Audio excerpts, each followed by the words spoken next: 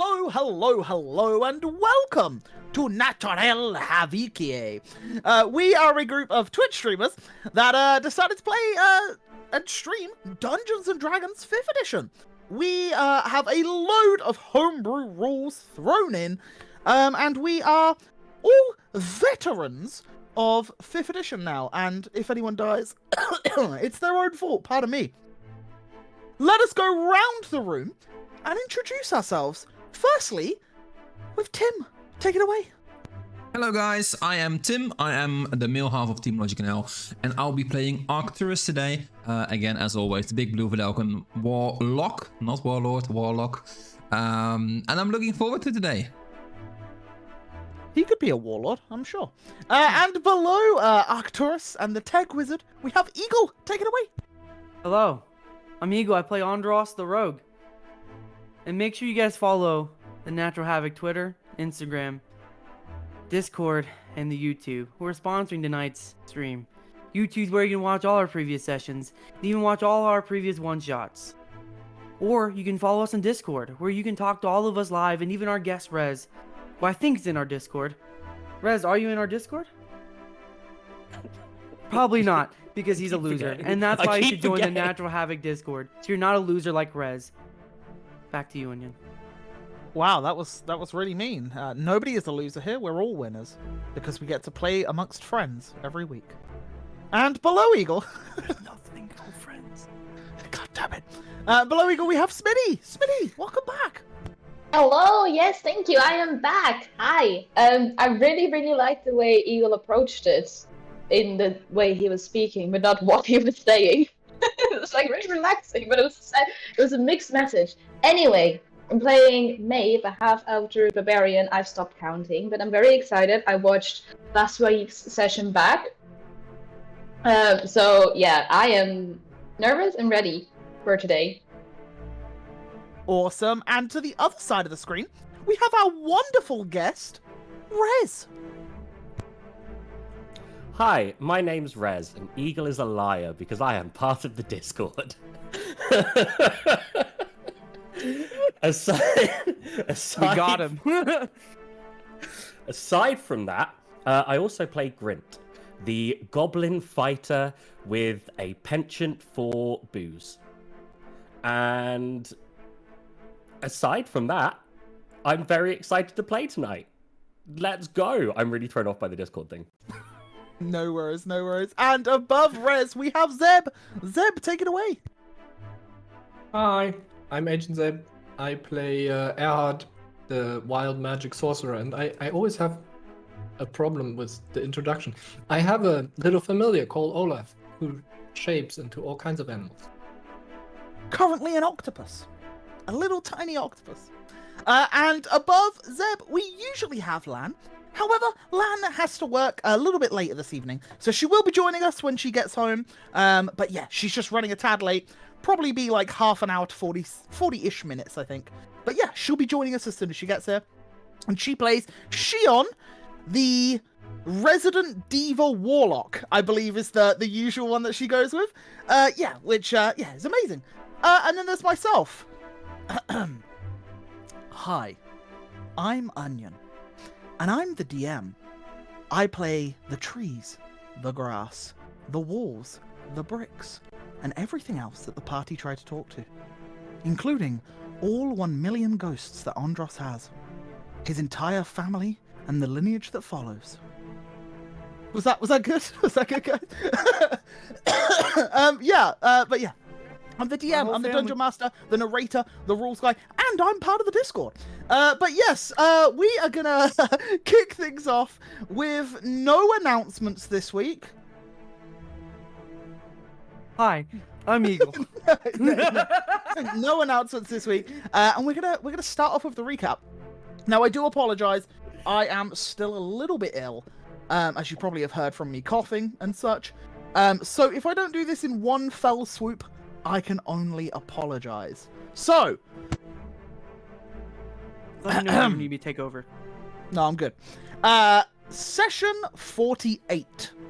Our session began with Arcturus and Shion having strange dreams again. Arcturus dreamt of his sister, and what happened around the time that he was sent to this world. Followed by Malakesh, who had a mysterious proposition for him. He needed to take the soul from another, and he would be rewarded. However, whose soul needed to be taken was yet unclear. Shion also got a similar proposition this evening.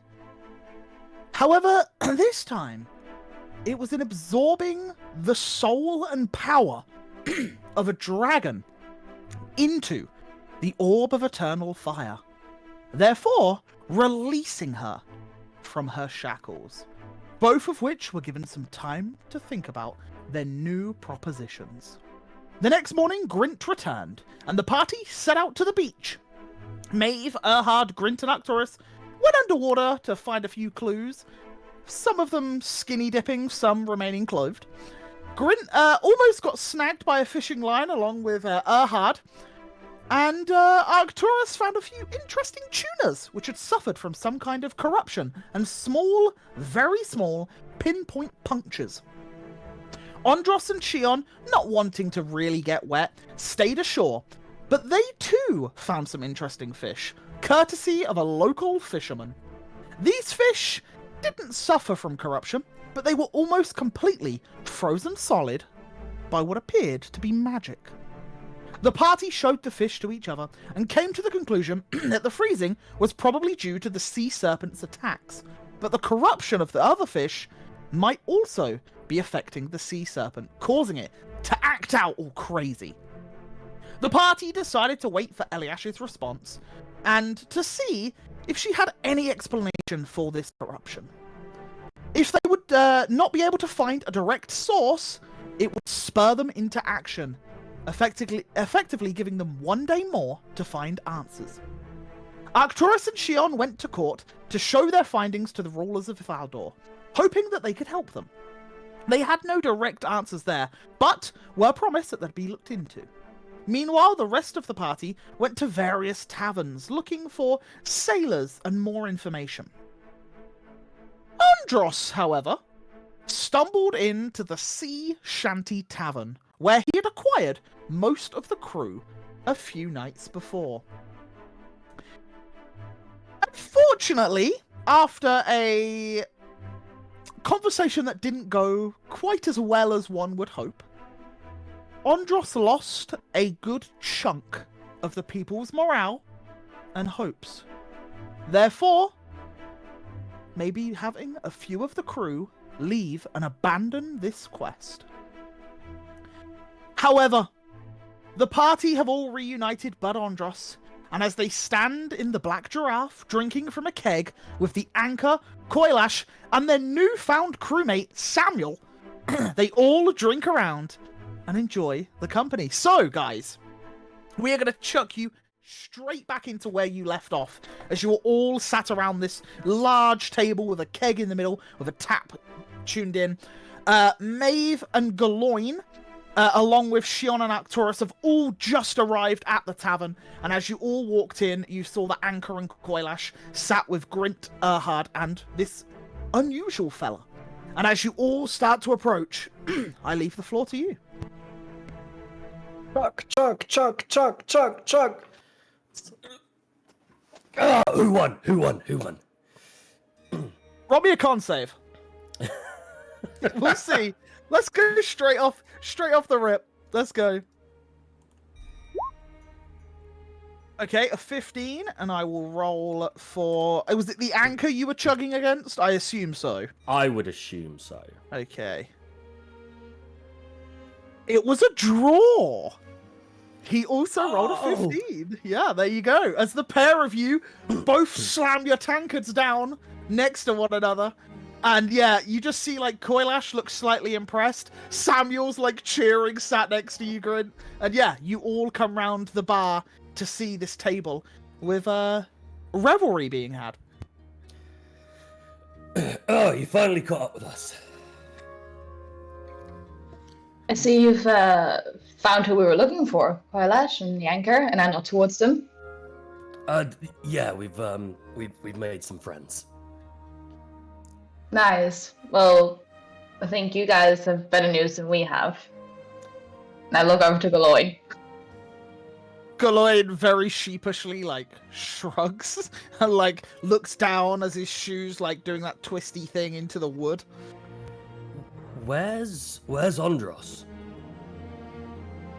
I think he went to the chambers. I'm not sure. He went off in a huff. We went to the sea shanty pub inn. And the sailors that had applied for, had offered to help us with the mission. We're waiting for an answer, and Andros couldn't really give that to them, and they seemed very discouraged, and I think some of them don't want to join anymore. When you say that Andros went off in a huff, was that a tantrum or something else? Okay. He looked like someone stepped on his trunk, if that makes sense. He seemed a bit butthurt. Okay. Oh. We definitely So- might want to do some repair work in that. So what was- they did, yeah. So they did. The biggest thing for them seemed that he was in so much confidence and filled them with a lot of hope when we were there last talking to them, and then today we came in looking for Coilesh and the Anchor, and then they expected answers that we didn't have. They wanted to know, when do we go out onto the sea? They don't want to wait any longer, or they at least want a definite answer of when we can go out to fight the serpent, because they're struggling to pay and feed their children and wives and families. So I suggest perhaps we can go back and offer to pay for the food for a night or two, however long it takes, and we need longer. Buy them a round of drinks. Drink's Well, not going to feed the children. And toss them coins. Is it maybe better to accept the loss and work on new potential targets? I mean, we do have a pub here full of potential people to fight by our side. Sure. Maybe we should also just wait until we know when we're gonna take action That's it. before we start That might rallying be more wise, people. yes. We don't even know what action we're going to take yet. Also, Yeah. speaking of waiting, we came from Lady Ackleton, and she has gathered her best researchers and alchemists to study the thing, so we might have information on that sooner or later. Study the tuna. The tuna, yes. So you are having this conversation with the Anchor in earshot. The Anchor slams the tankard down. What do you mean, we wait? How long? We've been speaking about this already. You heard what Samuel's seen. Yes, I see too. Me fight now. But we need to take down the serpent for sure if we are gonna fight it. Anchor, Yes, do you kill innocents? try not to. Would you kill an innocent if you had the option to wait a little bit longer to find out whether it was innocent or not? Wait. What innocent? Trust Did you kill him? me. You see how the people reacted to me in this pub. Yes. Do you think that I would hold off and wait if it wasn't the correct piece of action? But if you say serpent innocent, Also, do you want a boat to go out on? he looks a little sheepish as you say that. And he goes, Yes.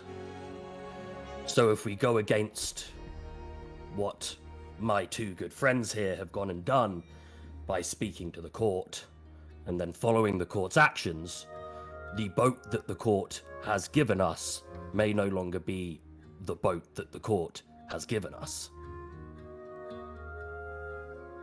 Wait, what mean? Do you want to swim to the serpent?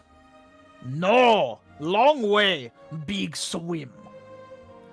Then we wait. But how Until- long wait? If I had the exact times, I would tell you. We wait for the court to give us answers. So, what to do till time? We boost morale. I put another gold on the bar, and I get another keg out. Right. Let's see. And he pulls a pouch out, and he empties a pouch, and about 7 silver, and about 4 copper comes out. Me last like 2 drinks. Then no money. I give him 20 gold. His eyes, like... we wait. he just slides into himself, and like he looks at it, and like you see Coilash just like look at him like glaring, and he splits it in half and slides the other half to her. And yeah, and then he's like, okay, a few days, 1 day, 2 day, 3 day. Let's say few days, and let's not put exact numbers on it. However, in the meantime, you're both excellent fighters, correct? Ha, yes, is she better than me? Fantastic. So you have an eye for who a good fighter is. Aye, she beat me, so she better, yes. Well, I'm assuming you're not going to be sitting in one tavern the entire time, correct? No, I try all tavern. Then don't approach people, but eye them. See who would be useful in this fight. We may need to round up some new fighters. Tell tale of how kill sea serpent. Inspire, get people to come. Yes. When time's right. Yeah, but when I the don't time- know when time's right. We'll tell you. So For don't now, I Just don't look for I good- until you tell me time. Okay. Sure. And the new kid gets brought over and he's like, ha, yes. And he just like sticks the tankard straight under the tap, pours another. I look to Coilash, and I give her the eye of... Did you get what I was saying? He smiles and gives like a slight nod. So, shall we look for more answers? Aye. What did you have in Arcturus? mind? Yes, Maeve, yes. Did you have any of the tuna left? Maybe a tiny bit. That depends if I left everything at the council. I think you did specify that you cut one in half and gave her half. So I did, think you yeah. have half. Yeah. Yeah, I have like this one stinky piece of rotten tuna in my pouch. Have you looked at it and compared it to the corruption in the Ironwood? It's Well- quite similar. Maybe not entirely, but there are like things that are recognizable. So with the Ironwood, what I'm thinking is the corruption. It felt like it came from the hags because they took away the little creatures, the woodland creatures, and they restored the balance. And this is why I'm confused with how this is spreading exactly. In the forest, it makes sense, right? It's a root system under the ground, and that's how everything gets corrupted. But in the sea, I don't Well, the understand water it. is connected, right? Would it just be in the water? Then wouldn't every fish be corrupted? Would we be corrupted? We were just in there. But it must also be spreading from somewhere. Like, you know, Right. water also has concentration, right? So, So- wherever it's strongest, it must, you know. Because Grind, you said there was water people. Water, I don't know what they were called, but you've mentioned. There's, old wives' tales of such things, yes. hags were behind the corruption in the Ironwood, and they disrupted the balance in the Ironwood, then who's to say that these water people aren't disrupting the balance in the sea? They could be. Well, whatever left the bite marks must be, connected. Whether it's the exact reason for the spread, or whether they are a tool used by someone to spread it. Right? Puncture wounds, right? The puncture wounds in the tuna.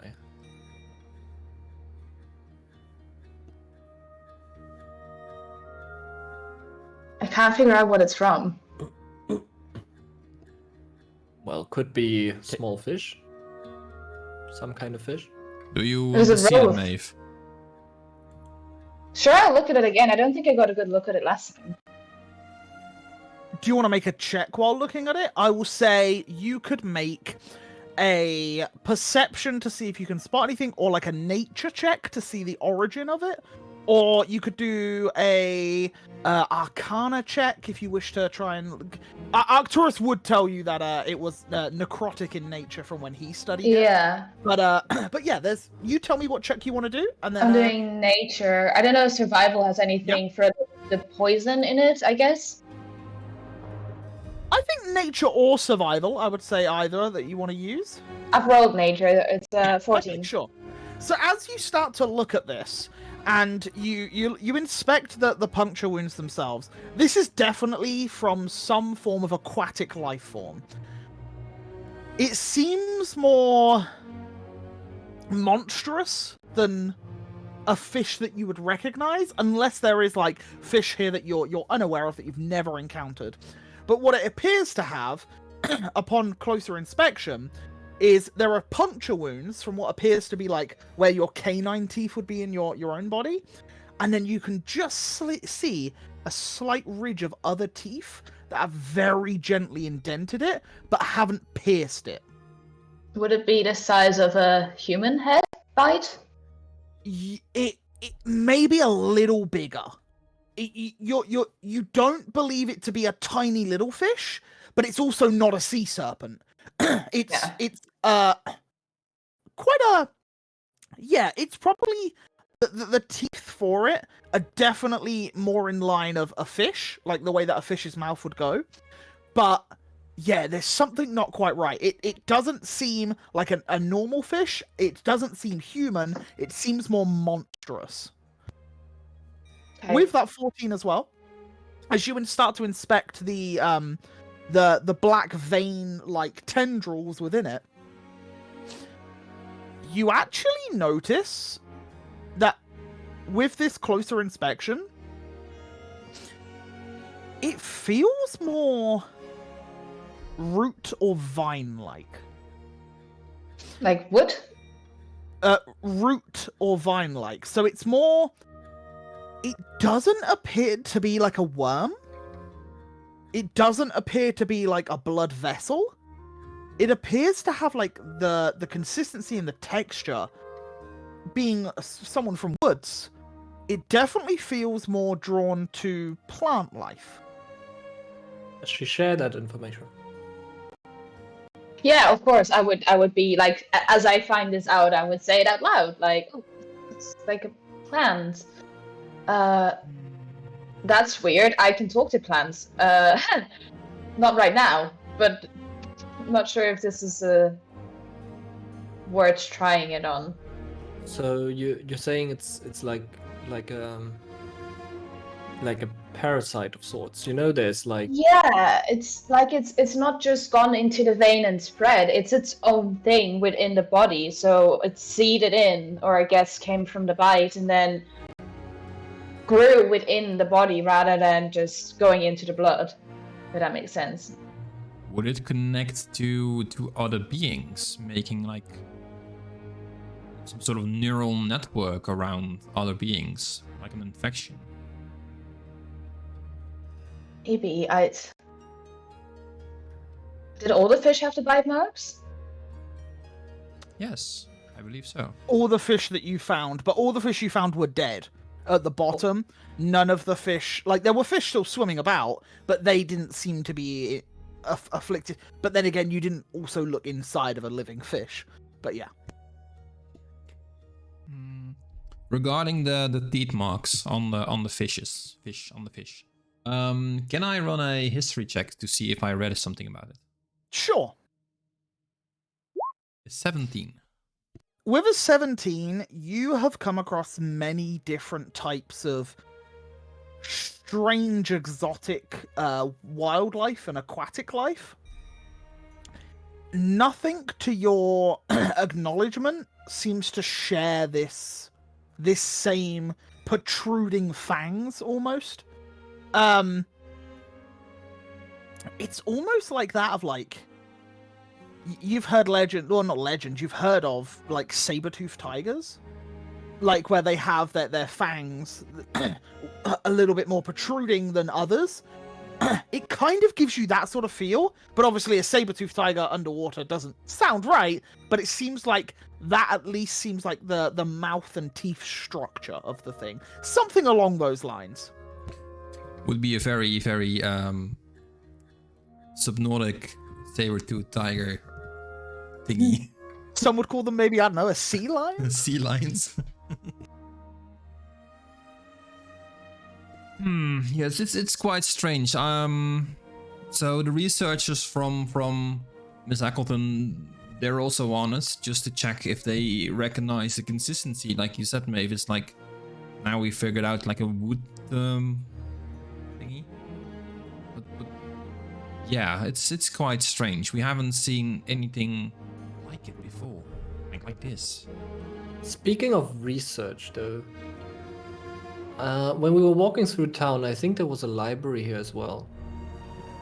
And this being a city near the sea, right? They must have studies on the sea or something, right? Maybe there's something they would know about creatures like this. Well, they are bringing in their like their brightest scientists and alchemists and researchers. So they're gonna be on it. Yeah. Yeah. So why bother? I would like to research stuff, but I think we have more pressing matters at hand. I have a very far-fetched idea. I don't think it's gonna work. How you know the person you're bound to, Arcturus, and I whisper this. Grint takes his axe off at this point and just lightly stomps it on the floor. Doesn't do anything with it other than just something to bring the table's awareness. Should we maybe return to the chambers, check on Andros, and update the plan of action? Are we talking too much, Grint? Yeah, we might be getting into sensitive subjects now that you mention it.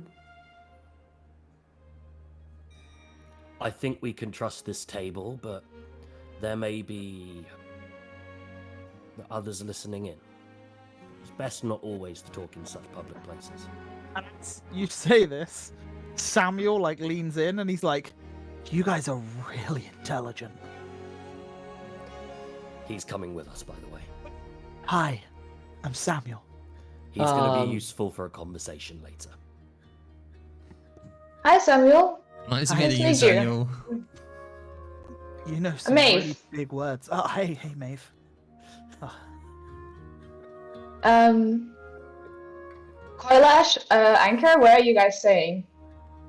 Staying? Sleeping. We have a spare room. Oh, sleeping. Well, whichever tavern has good beer, yes. Grint looks at Koilash again. And just gives her the... As like, you two?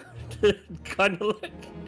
Yeah, and when you do that, she like looks a little confused, then looks at Anchor, and then just goes... like realizing what you're saying. She's like, oh no. I would just directly ask Koilash. Well, we have rooms at the court for the, let's say, more involved crew. So if you're looking for a place to stay, we do have a spare room.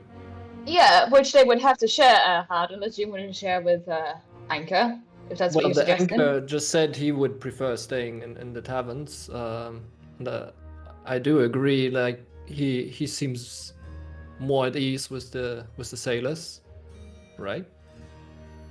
If I am to keep an eye on things and scout for those that would be of aid to us, I believe I should probably stay amongst them. But I appreciate it. Here's gold for each. How much? For the nights. 5 for each. This should be fine for a room in a tavern. Yes, you tell me what day. And he just like grabs the 5, puts it in his pouch. He's like, good day. Should cover you for a few nights at least. Yes, just a few though. Maybe we need more coin. Live longer, yes? Mhm. Okay. Grint just looks at Koilash and smirks and says, "If you do want a room," and turns around and walks away. Yeah, and she like cocks her head slightly and then takes a sip and places the tankard back on the table. Okay, we're heading out? Let's retreat. Yeah. And Samuel looks at you, Grin, and just says, am I coming with you, or am I... Okay, yeah. And he just kind of like stands behind you, just ready to follow you wherever you're going. You could be going into the depths of hell. Right now, Samuel's right behind you. Grand. Yeah, and you just see like Samuel and Galoin just start chatting a little bit. Kind of like getting acquainted. Is it like that awkward scene in like a TV show? Where it's just the two little people kind of talking to each other? Well, he's a human, but he's like 17 years old. And then there's Galoin, who's like much older, but just a halfling. So yeah, he's just, yeah. They're kind of just like, oh hey, I'm Samuel. Hello Samuel, I'm Galoin. And like it's just this awkward like introductory sort of phase. Yeah. And yeah, you guys leave the Black Giraffe. And are you guys heading towards the chambers? Yes, I think so. Yeah. Well, before you guys get there, Andros, you were heading towards the chambers yourself. I was. So what are you doing? I am going back to the chambers, unless I see something that that catches my eye or anything. Still on the look for Ivan, or yeah, I think that's his Yeah, name. that's correct. Yeah, Ivan. Yeah, I'm Roll still on me the look a- for him. Roll me a perception check as you're walking through the streets. Perception. I have passive. 15. Yeah, you're just keeping an eye out, Mhm. walking along. Yep. Don't appear to see him. Don't see him. All right. So once I get back to the chambers, I'm gonna go into the room I've been staying in. I'm gonna close it, and I'm gonna look for the scarab. Okay. That should be on me. Do I see it? Yeah, Is you find it, but it's not in the last place you saw it. Okay, where is It it at? has moved to the other side of your I- tunic. Figured it has at this point. It's on Um, your left side of the tunic. Okay. Still nothing crazy going on with it. Still looks The good. exact same as Chill. it was. Awesome. Yeah. Slightly not centered. It's slightly ajar, like slightly turned. But yeah, other than that, yeah, the exact same. And then I'm just gonna. It's gonna be a long shot, but fuck it. I'm gonna be like, hey, I know you don't like talking to me. I mean, I agree. I don't like talking to you either. But you probably know more about this corruption stuff than any of us do. Is there any information you can? I mean, you've probably been listening in on our conversations. Is there anything you know that you can share with us? Maybe give us some pointers or. some And as you helpful wait tips? for a moment, Probably nothing. you hear. Well, yeah, of course I do. I know lots about magic, you know. So, like, what do you need to know? I overheard that, like, that the blue guy, Arcturus, was talking about necrotic magic, which is really bad, by the way, Andros. Like, it's like the I know baddest it's bad stuff. necrotic, I know. But there's many Yeah. schools of magic, and recently No, there's no, like, shut up. you know, Stop. what? Pause in the play. I don't want to know about that. Do you have any? Oh, of course I you wasn't want to know asking about you. you want to I know about wasn't asking you- Hemocraft because of like I the wasn't Cather and like, the asking blood you- magic? No? Wait, what? Go back. Say that again. Repeat. No, it's okay. You said you weren't asking. No. Repeat that last sentence you just said. What was that? Decatha? That's who I'm trying to ask. Yes. Wait, what do you mean you're trying to ask? What? Listen, just like you're in my head, she's in my head too. She just What? doesn't like talking to me much. I'm roommates with Decatha? Yeah, I know. Listen, she's in there. Oh She my doesn't like God. talking to me. Oh, Maybe where you is can, she? Can you annoy her? Decatha! Yeah. Can you- Decatha! Yeah. See if She's that just- works. Yeah. Decatha, I've done some research recently into Hemocraft and the way that the blood magic works. And obviously, you were a huge like blood magic person like hundreds of years ago. And like I'd really like to like inquire about how you actually learn about that. Like, did you go to school or a college or that sort of thing? And at this point, Yazir just rambles. And he is just rambling on about the studies of magic and could he get like some sort of reference from her so that he could maybe travel to a Can I try to foreign stop place. him? I try to ask him one As question? soon as you interrupt, he Yeah. stops. He's like, "Yeah, what's up?" You were listening to the conversation earlier about the worm-like thing in the fish. You and your dad did a lot of traveling. Did you guys find any information that might link to like corruption, maybe necrotic corruption? Well, yeah, of course. Like, you should know. Okay. I should know what? Well, you see, because like they send out the Shardborn, right, to kind of like dominate over the lands and like take over. No, not the Shardborn. Not the Shardborn. Other. Yeah, but the Shardborn become corrupted, Andros. That's exactly what you're asking about. No, not so the way them. the Shardborn are what? The corruption, like the thing we saw Yes. in the ocean. Well, the Shardborn become corrupted because what happens is the Dark Shards and the Dawn Shards that are within them over time begin to disintegrate, and then corruption is formed within them. What does it got to do with what we're dealing with right now? You're asking about corruption. You've seen them go feral. They kill loads of people. Yes, I know. I definitely know that. I mean about the corruption that we're currently trying to figure out. How would I know? Because I you've come from been a studying desert. with your dad. Oh, you're just. I've been studying with my dad. What? So I know How what lurks how at the about bottom of the ocean. parasitic stuff. You know about parasite stuff. Well, only those that live on the land. Okay, no, but Do okay, I let me look ask you a like I question. go under the water and live under there? Okay, let me ask you a question then. As someone who studied this stuff, if Right. if let's say a creature was infected by a parasite, Well, that'd be if a you source. if we take out the source, does that help the serpent take out the issue of the parasite? Well, no, because if it's a parasite, then that means it's already attached to a host, right? Oh, really? That's crazy you say that. Even if it's magic. Well, I don't know. Interesting. Look, So if there's a why- parasite, if the parasite comes from a host, and Mhm. like it, I don't know, if it's at the bottom of the ocean, and then it attaches itself to something and it branches off and becomes its own separate entity, Wait, then the there could be bottom of many the ocean? parasites. Well, where else does it come from? The sea serpent doesn't go on land, does it? Yeah, but what could live at the bottom of the ocean that could give out a Many things. like what? Well, there's plenty of aquatic like wildlife, and there's like all different sorts of like plant life that can live beneath the ocean. And you've just said it yourself, dummy. Magic, duh. What thing down in the bottom of the ocean with no magic? What do you mean? Well, okay, but you're saying that this.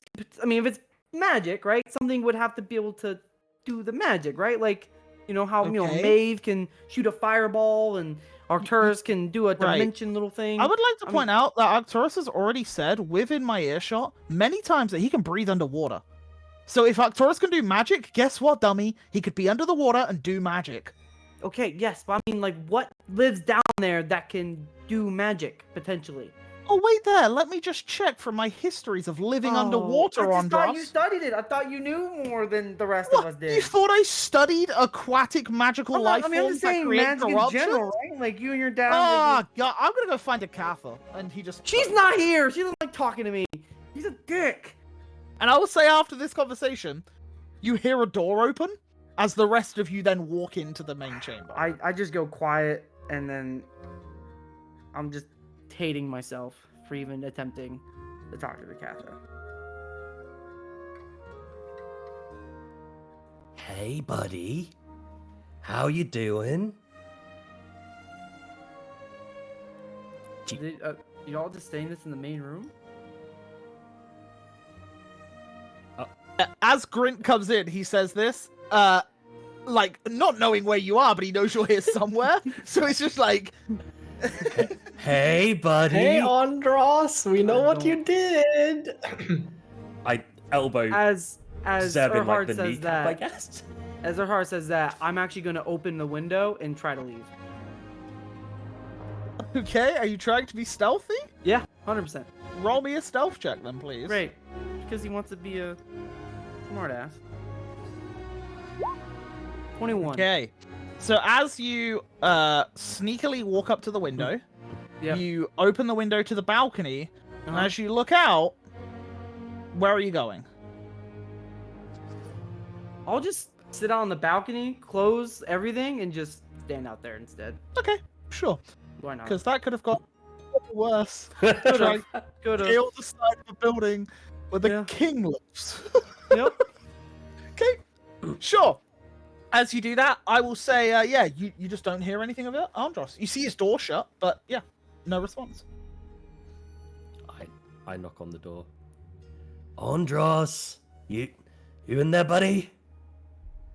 I've got you a drink. Yeah, nothing. Why'd you have to go and say that, Erhard? Why'd you have to be like that? He was already not gonna talk to us, I promise you. He could be standing right next to us. He just go invisible sometimes. Well, why don't we just open the door? You're roommates, right? Yeah, my stuff's in there. But Yeah. I can hear what they're saying, right? No. No. You on the balcony, how are you gonna Yeah, do it? no, you can't. Wishful thinking. okay. Andros, we're coming in. At this point, Andros, you can hear mumbles, but you Mm-hmm. can't make out what it is. And Okay. I gesture to Galoin to like open the door then. Lloyd just opens the door, walks in the room. Because you went out and then shut the doors behind you, he just like looks at you through the doors as you're just stood on the balcony. And he's just like, Just taking in the breeze. and he just turns to you and he goes, I think he's fine. Hey, buddy. and now you hear him slightly muffled, but through the door. Hey, buddy. How you doing? Fine until you arrived. Well, that's hurtful, but Yeah. did you want a beer? No, I don't want any beer. Do you want some wine? No. I don't think you're going to get happy without the medication. I just, at this point, I want to smash some skulls. Can you offer that? Yeah, Yeah? yeah, come with me. Okay, yeah. I'm down to smash some skulls. Okay. And as you two walk out, and the rest of you are stood in the foyer lounge-like room, just looking at each other like, what the hell's going on? Maeve, Yeah. you begin to hear a voice in your head. Okay. Maeve, I unfortunately am unable to assist you in person due to my current circumstances. However, I can provide some resources through potions, healing, and the sending cuts off. And you can respond with 24 words. Okay. Hi, Eliash. Oh, she be talking Thank- to Elliot. Thank you for your response.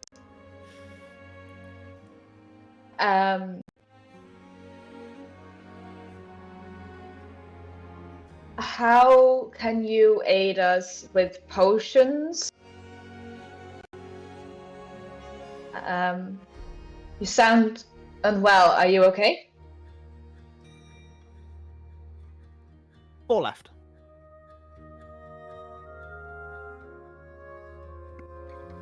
We No, don't know when. Shit. we don't know when. Yeah. The next and time as- she communicates, should we tell her about the things that we found out since last talking? Like with the corruption and that we're looking for other places now? If you want me to say that, you gotta be quick, because I can't talk to you in between. And as you Yeah. say that, you then hear in your head. I truly wish that I could aid you.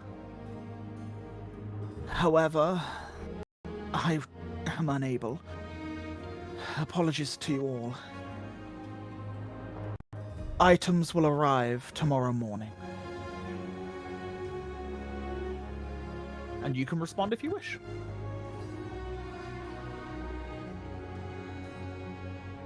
Thank you. I hope you're okay. We don't know when we're leaving. I look at I look Yeah. at Erhard. Yeah. New resources or no new information has come up. We're looking into. Shit. Mavis. Somehow, yeah, she vanishes from the material plane. We'll be back. Cameras are a bit off now, so Yeah, bear with cameras will us. come back the second she rejoins. There we She's go. back. While Put this a is camera on happening, and make just- sure you guys are also subscribed to the Natural Havoc YouTube, who are tonight's sponsor for today's stream.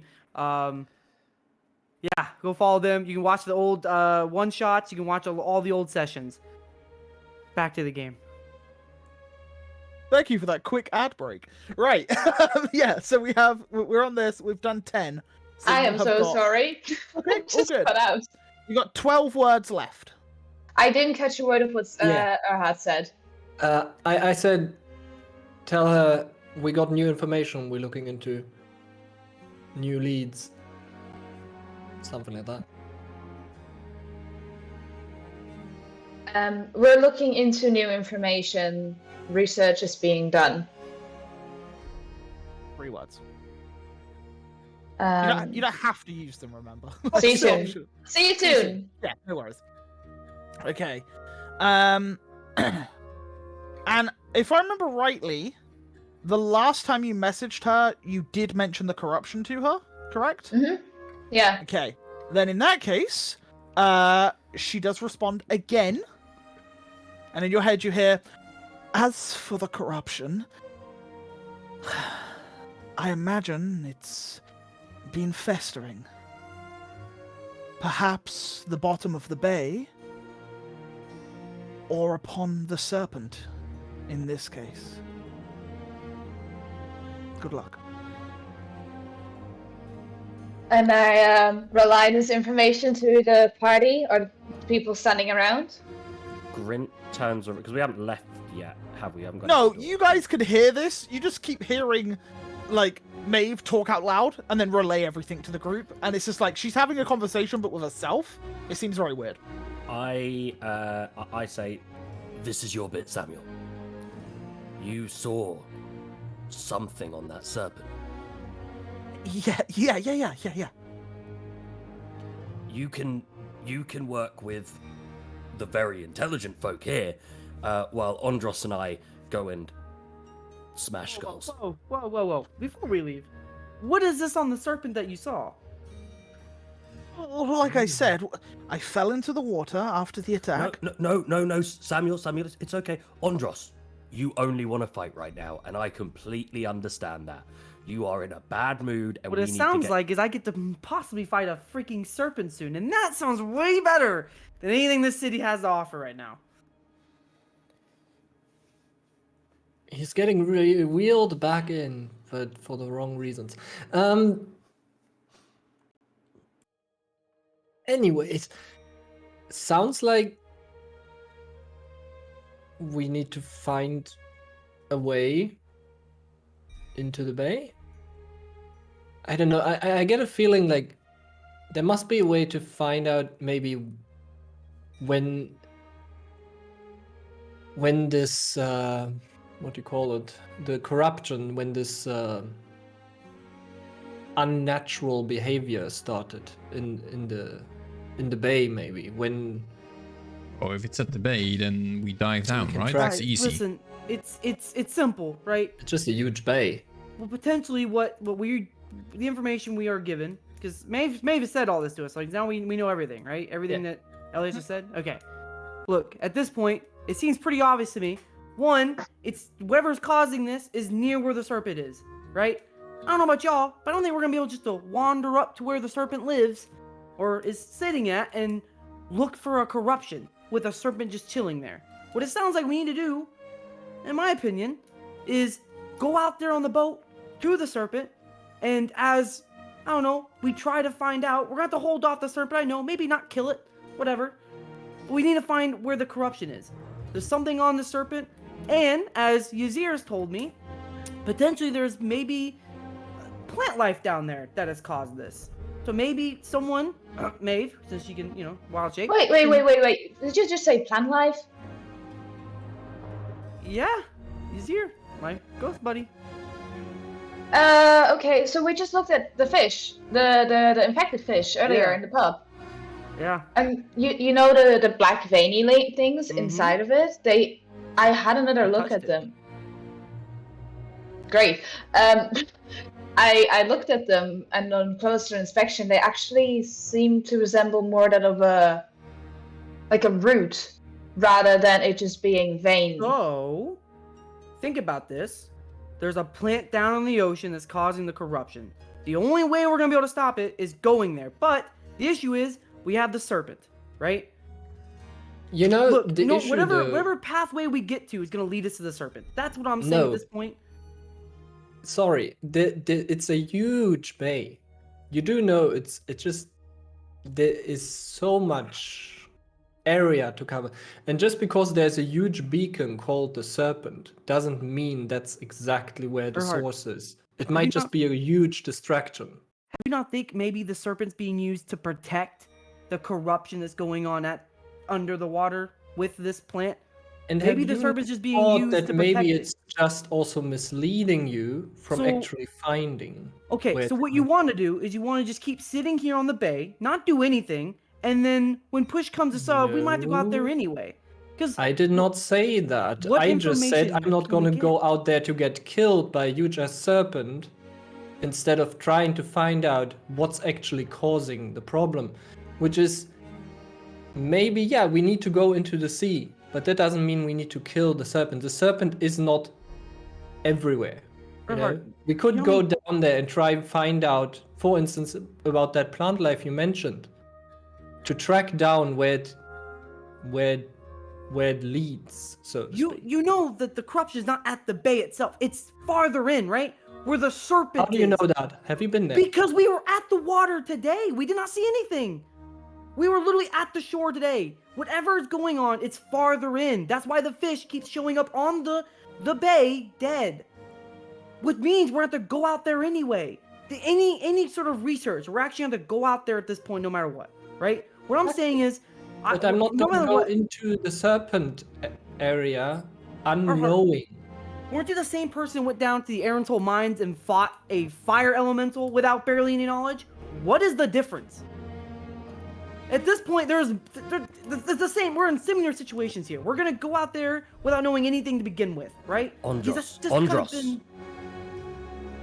The court is currently doing some research as well. How many lives is a couple of days worth? We're gonna put. If these people already knew what was going on out there, if they would have had an idea No, already to this point, They're doing they don't. research with what we found. Yes. but they've been finding this from a while ago, and they still haven't found an answer. What makes you went believe to that the ri- now? We all of a went to sudden- the right people this time. The ones that don't hate magic. We on. directed them in the right direction.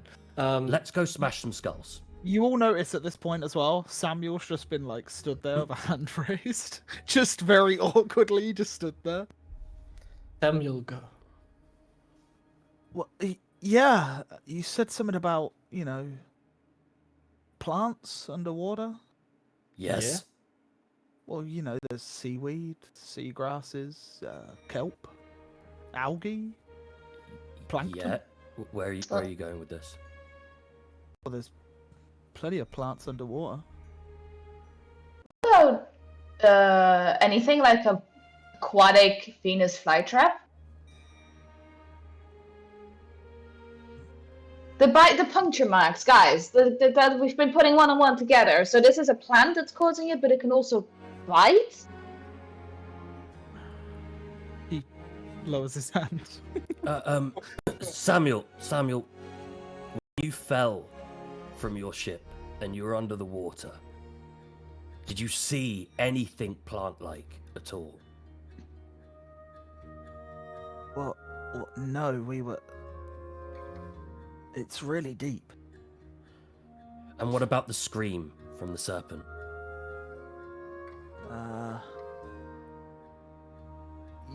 Well, it sounded like it was asking for help, but it was a cry more than a roar, It gets a bit confused when you're fighting it, though, on a boat, Does it sounded like you could understand it? Like it was common? No. No? It just sounded in pain. But then we were firing ballista at it and, shooting crossbows and... Look, all I'm saying is, a creature that size has to sleep, right? Where's it sleeping? In a cave? That's a good point. It's underwater, right? If it's in a cave, maybe. That's Maybe where its plant cave life is would where the- grow. Do you know of any natural big, caves or rifts or The something? the bay's huge. Well, I know what I'd suggest, but I ain't doing it. Go What would for you it. suggest? Follow it. How? That's actually not a bad idea. How I would you also- follow it? I also It- support this It idea. would attack you, isn't it? How about Well, yeah, but- we let Kata follow it? Like any beast, I imagine it'd run at some point. No. Wait, so you're suggesting that we hold it? We. Look, Okay. No. Let's Samuel back just it up a sits little bit. down, tries to get as Okay, low as possible. So what It's a he's thought. suggesting now is we go out there, we start to fight this thing, and then when it gets weaker, it And will we let it run run. off, and then we follow it. No! You know how crazy that no! sounds? No! Wait. Kada can take Olaf out there, drop him in the water, and little Olaf can suck himself onto the sea serpent and stay with it and come back What with if information. Olaf gets what this thing has? Olaf, it isn't alive, right, Erhard? It's a magic thing. It's not. Wouldn't be persistent. But wouldn't this? Isn't this corruption also magical? Which means it, who knows if a Do you know- magical parasite gets onto it? What's the difference? Well, Would it's you just disappear? like with a toad that a certain someone fed, and then it What was toad? unsummoned. What toad? Oh, you don't know about the He toad? wasn't Never there. mind. He No, I wasn't wasn't there. around for this toad. Don't Most tell him. likely. He will haunt me with it forever. Don't tell him. Great. Well, listen. Either way, would it? Are we willing would you to not? risk Olaf? I mean, Olaf just comes back. You just summon him back, How do we right? know? It's a Yeah. parasite. A magical parasite. At this moment, First of all, Shion enters the room. hold on. Milady. I think. There is Shion. Shion is like, Awesome. Thank you. ta-da. Awesome. And she has. Sorry, what? I just said no. I was just saying. Welcome. Shion enters the room so that you're like a part of this. There you go. Hello, Shion. Hello. lady. What did I Oh. miss? A lot. Apparently a lot. Apparently a lot. Yeah. Well, I'm going to go and smash some skulls with Andros here to calm him down. That's the No, listen. already the best idea I heard, darling. The calming I need is to know what the hell we're gonna do. Cause I'm gonna be honest, I'm sitting around here just continuing to research.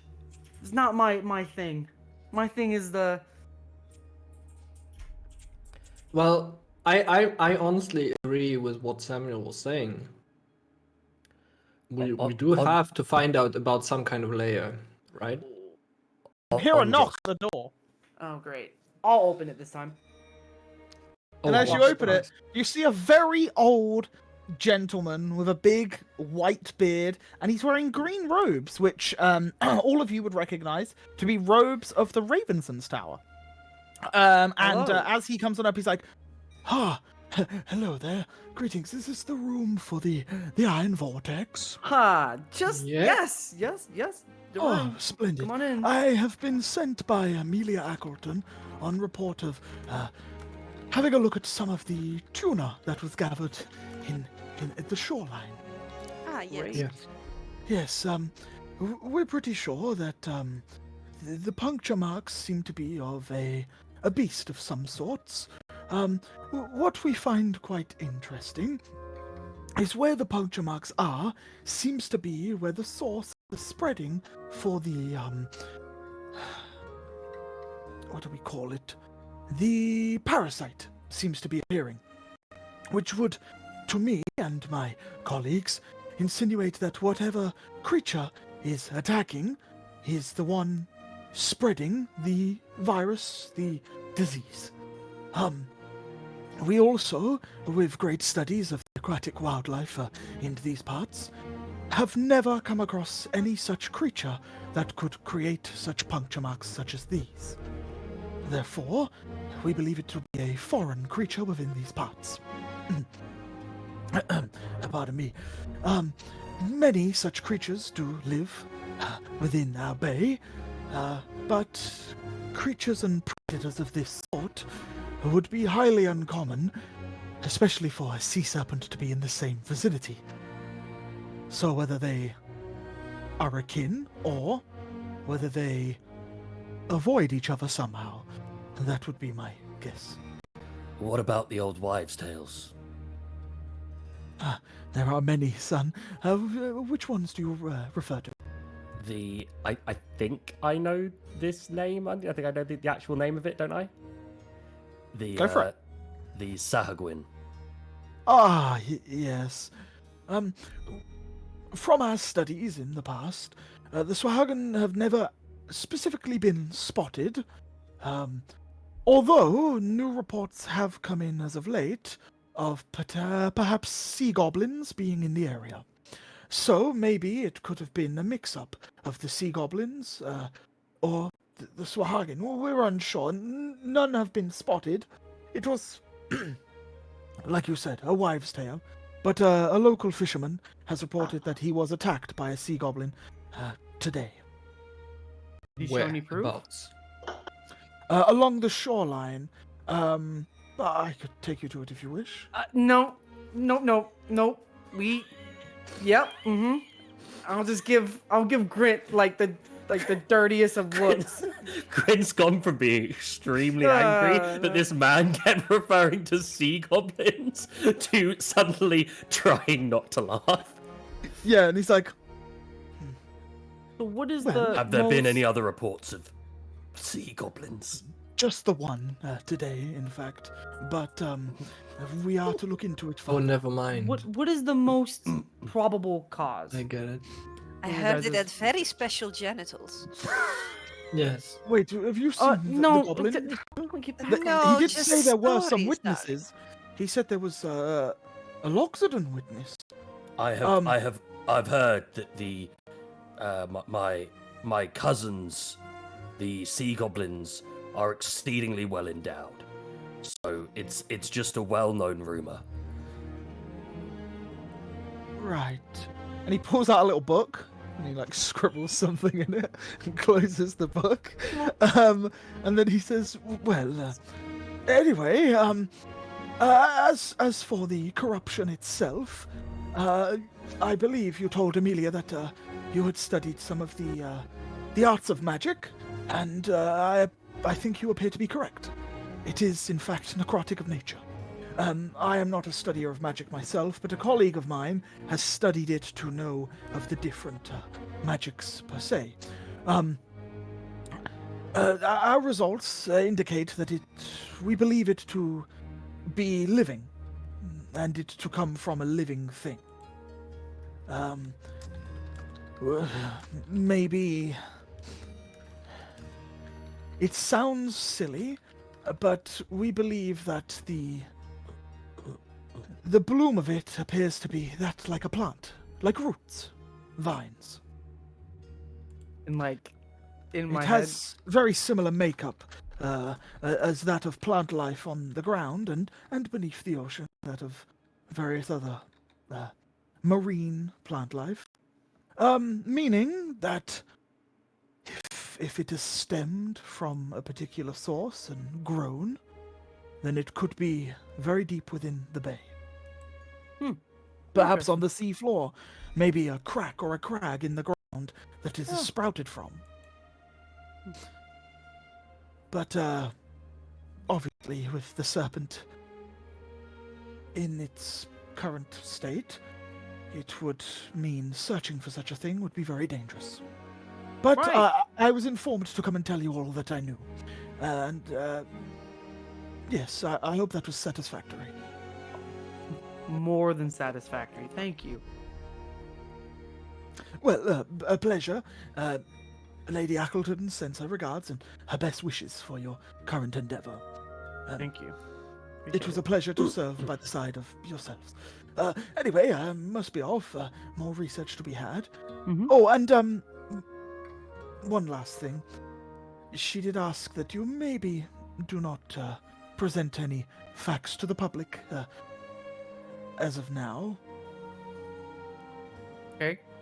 Why would we? Who would ever do such a thing? Yeah. I just mean, if it got out that Magix was affecting the fish, then we would have to stop selling fish in a port city, which is whole Yeah. commerce is based upon such a thing. It would cause many riots and much chaos.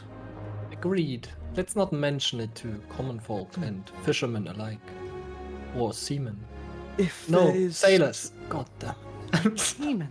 You know, that's Seamen a and really good sailors are point. Yeah. very Good job, similar thing. Erhard. Demon. Yeah. There's quite a few veteran seamen on the docks if you need to find it. But anyway, Sorry, veteran seamen's on the what? on the docks. Oh, docks. Okay. Yes, Yeah. Yeah. that's where Well- you would find them, of course. Good night, Mr. It's Sir? well, it's only about 5 p.m. Good night. Good Yeah. night. Have a And great evening. he just slowly, awkwardly shuts the door. Bye, and shuts it, and Bye. you hear his footsteps go off. So, you kind of got me in the mood now. Are we going to go smash these skulls, or are we going to sit around? I've got a I place want for to skull throw smashing. it to Erhard. What's going on there at the end there? You kind of, something wrong? What are you referring to? Okay. Yeah, let's go smash some skulls. We'll let these four, I guess, figure everything out. The smart Yes. people you So- mean, Andros? So I wouldn't whose go that far. skulls are you crushing exactly? Oh, I think there, they're we've just got looking some for a options. brawl. We've Yeah, got we got some a lot of options, options, really. yeah. We can go to the tavern and get in one of the fight pits, Oh, and or we smash can our have some, crew. and we can have some real fun.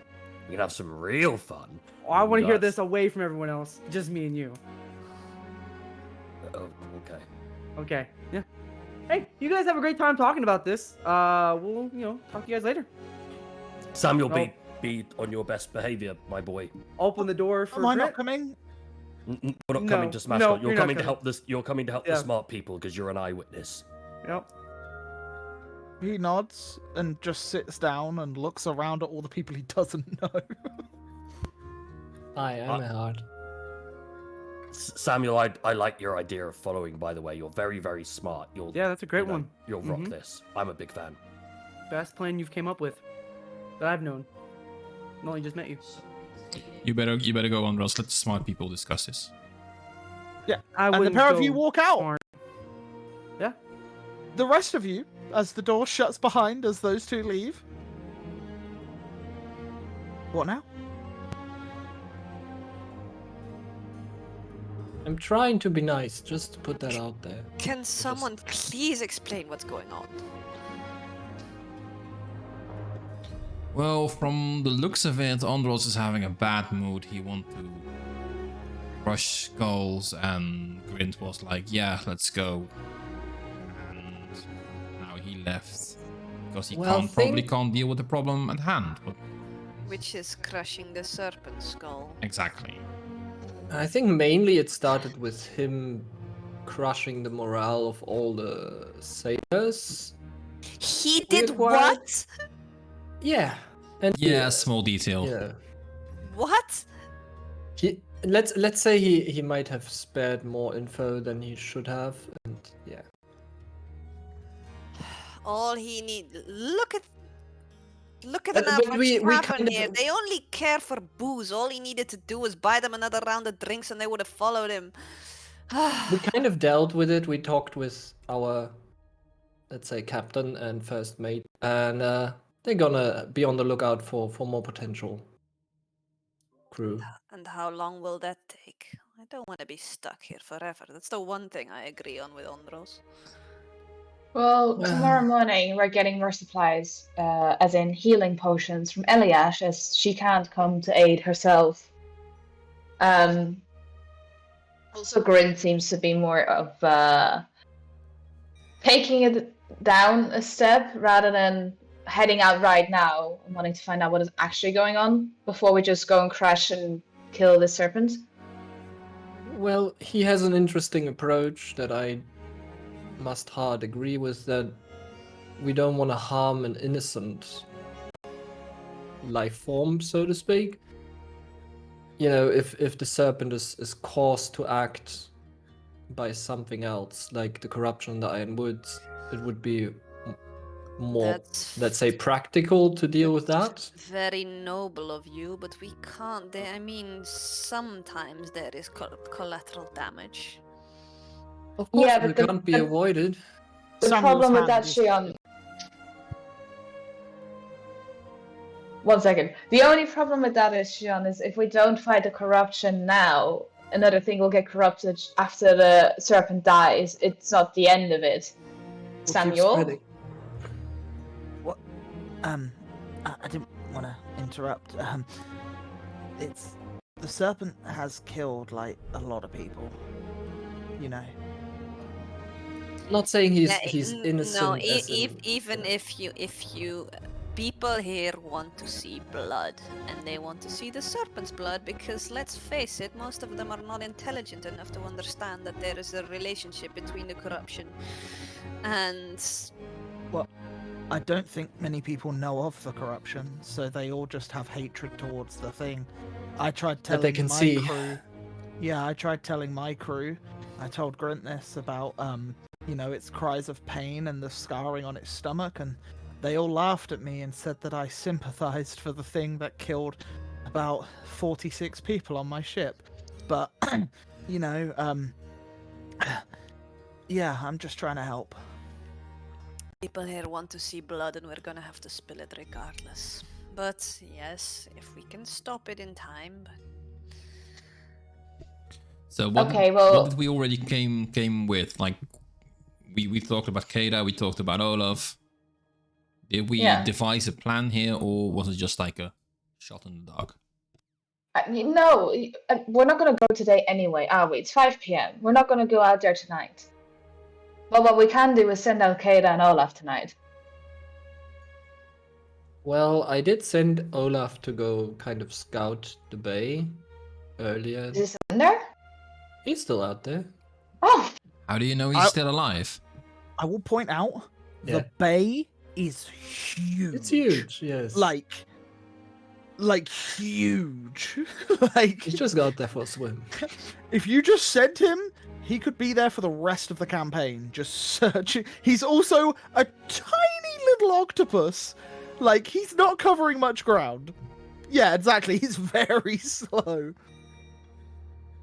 yeah. So what we need him to do is, or have Kada fly out, and if she spots him from above, have Olaf drop onto him.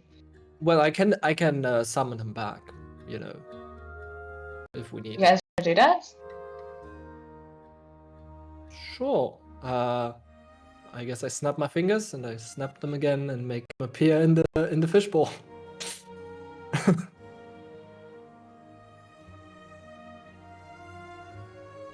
And there Taurus, he is. I'm just trying to actually check. If I you don't want, think I if you can- want, if I you can want really Kada talk to to, the familiar, can I? if you want Kada to fly around and scout with Olaf, that's not a problem for Kada. I think she will be happy to go out again.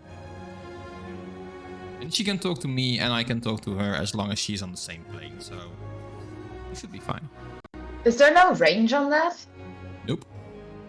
That's awesome.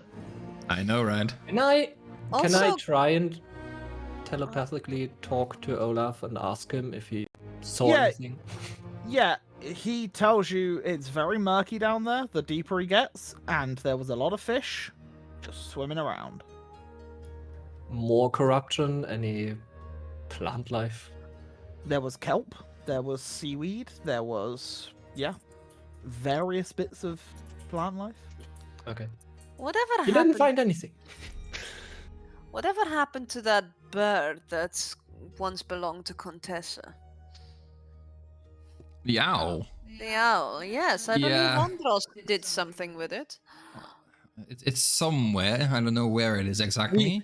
We pan back to Arkenvale in the stable with Petunia just there with some with like a mice just like here, and like it snaps at her fingers and she's just like, oh, nasty bird, and she like walks back on into the house and just there you go.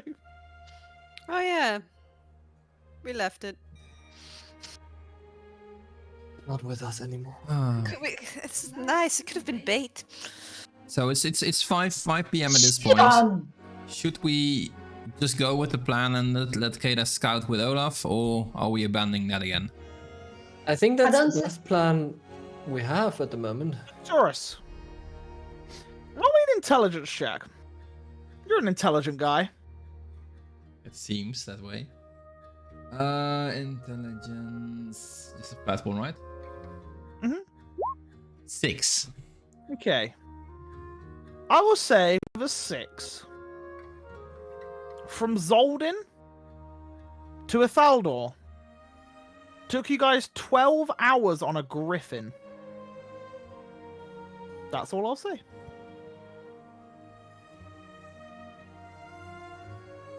Samuel, how far was the Kraken out, did you say? What? Or like the serpent, sorry. Oh my word, I thought there was another thing. Well, we were at near the mouth of the bay. It was quite a ways in. So how many days did you fare when you arrived at the serpent? Oh, we'd only sailed maybe 8 hours.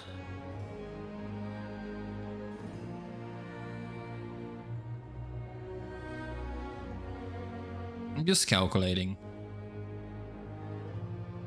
Would Like Kada fly faster than a boat? depends on the size of the boat, relatively speaking. She is pretty fast. I will have a That look still to would see take a how. long time. I'll see how quick Kada Yeah, is. I real was quick. doing the same thing. I think it was double the speed in. Boats are pretty quick. Kada does not fly as fast as a boat. Shoot. She's a tiny little dragon. Like very Tiny. fast dragon.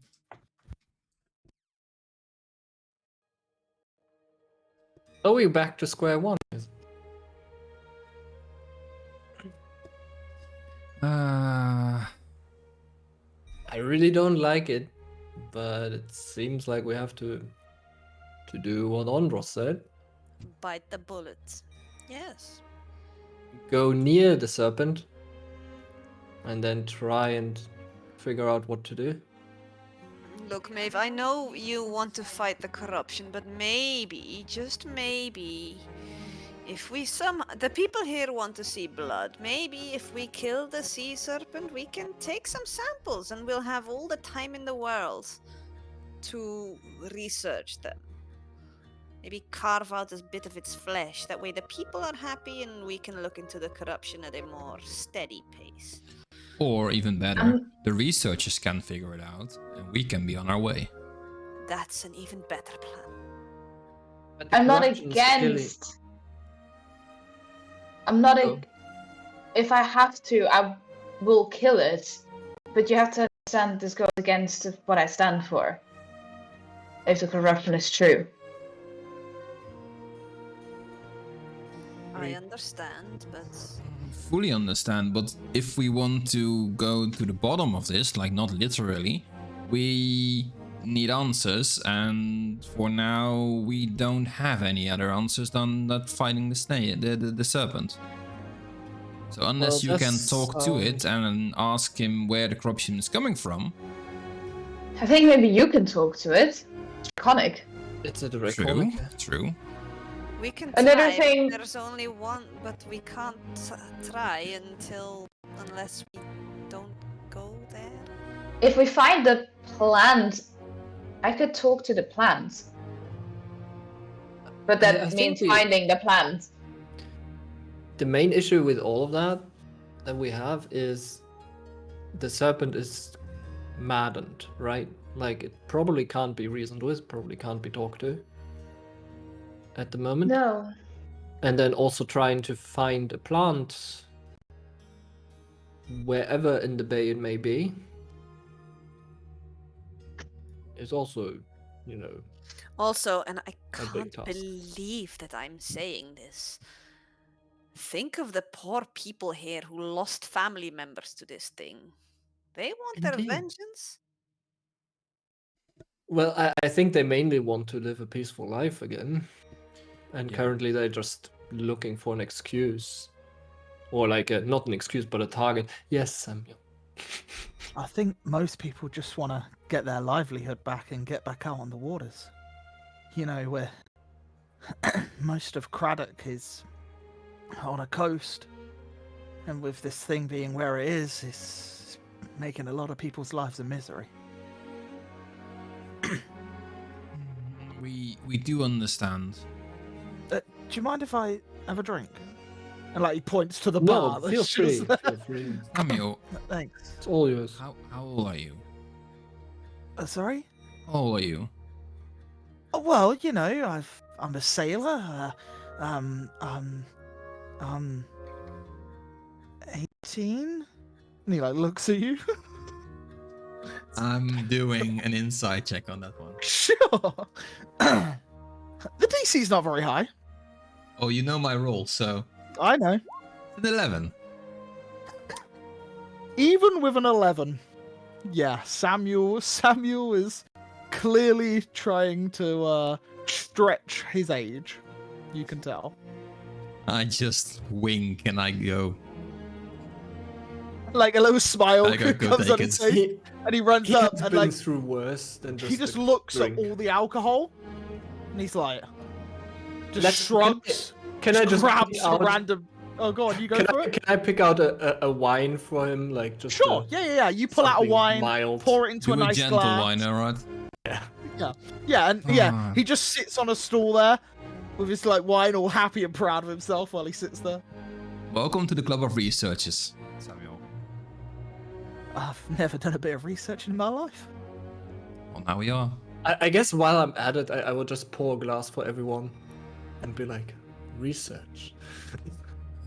I So, also grab a glass. Maeve, I know we don't want to actually kill the serpent and we want to fight the corruption. Can you live, if we don't have any other pointers of where the corruption is coming from, to at least get rid of the serpent? Well, of Get people course, here. yeah. I also understand the circle of life. I'm not an idiot. But I don't think we're stopping the problem by stopping the serpent, is what I'm saying. Oh no, I fully agree with that. It's But further than that. It's delaying the problem. Well, the thing is, if we do fight the serpent, and most likely not kill it, because it's just gonna, retreat into the ocean or something. Or we all die, in We which could- case there's no problem at all. Then that's also problem solved, yes. But we follow it, and potentially into a layer where it's maybe nesting in whatever's causing the corruption, and then we can deal with it there. And Maeve, you said you do have the ability to let us breathe underwater or walk on it. I can do both. I can do both. The walking, it only lasts an hour. So we'd have to be near the serpent, but undisturbed by it for me to cast it for you. However, if you're underwater, you don't need to be able to walk on it. That might be more of a battle thing, should anyone want to run at the serpent, for example. Yeah, No thanks. but the water breathing, I mean, it does sound like Just also so you what, know, what the With Water Walk, it takes 6 seconds to cast it if you cast it as a spell. You can Not a cast it as a ritual.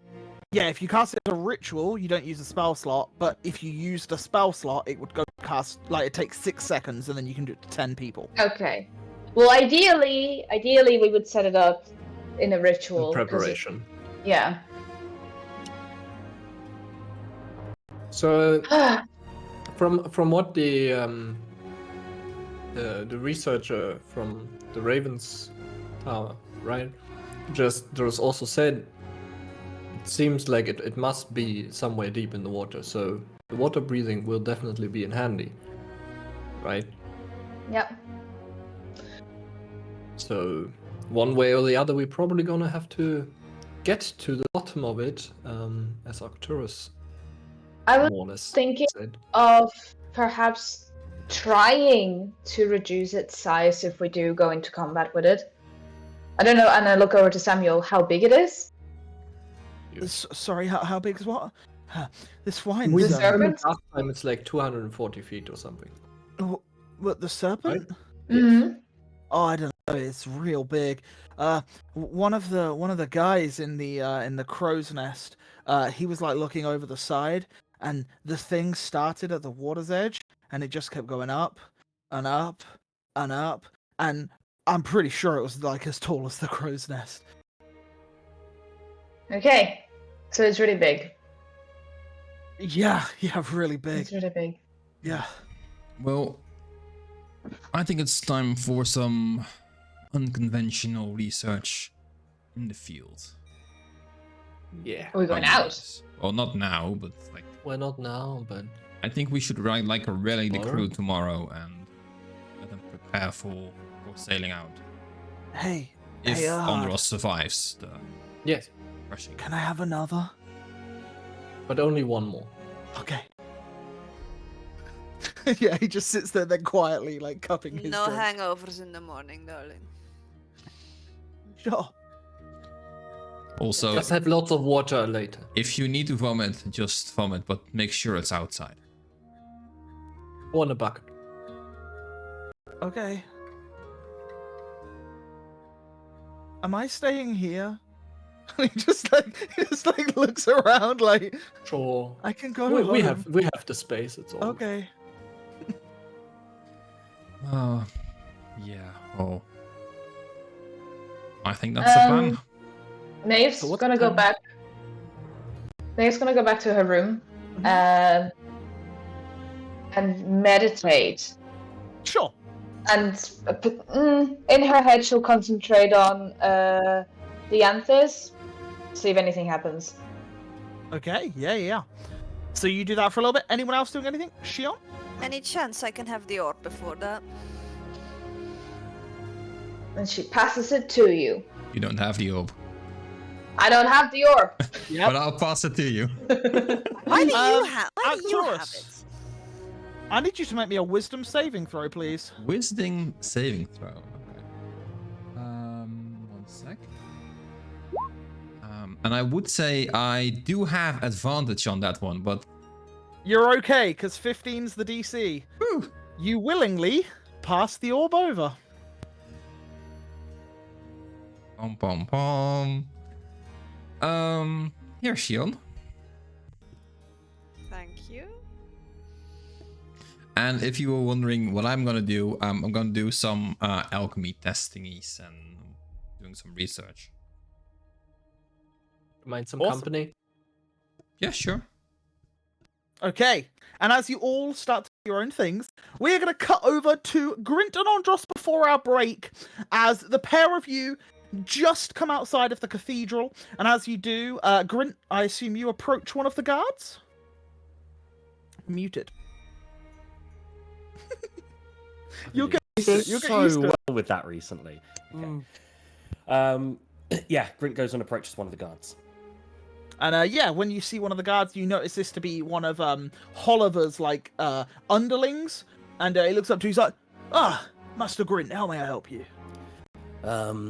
We have an inquiry to make. What kind of local roving bands have been causing trouble and seen in the local area? Well, to be honest, none around Ifaldor as of late. We do have a couple of ruffians that appear to be going around at night, getting into scraps, getting into fights. Believe them to be just a couple of drunken sailors going around, picking on anyone that they can find. But other than that, What do you yeah. do with a drunken sailor? Well, what do you do with a drunken sailor indeed, huh? Usually we'd give them a good hiding and they'd usually learn their lesson, but... well, you know how it can be, especially in times as such. Any bounties?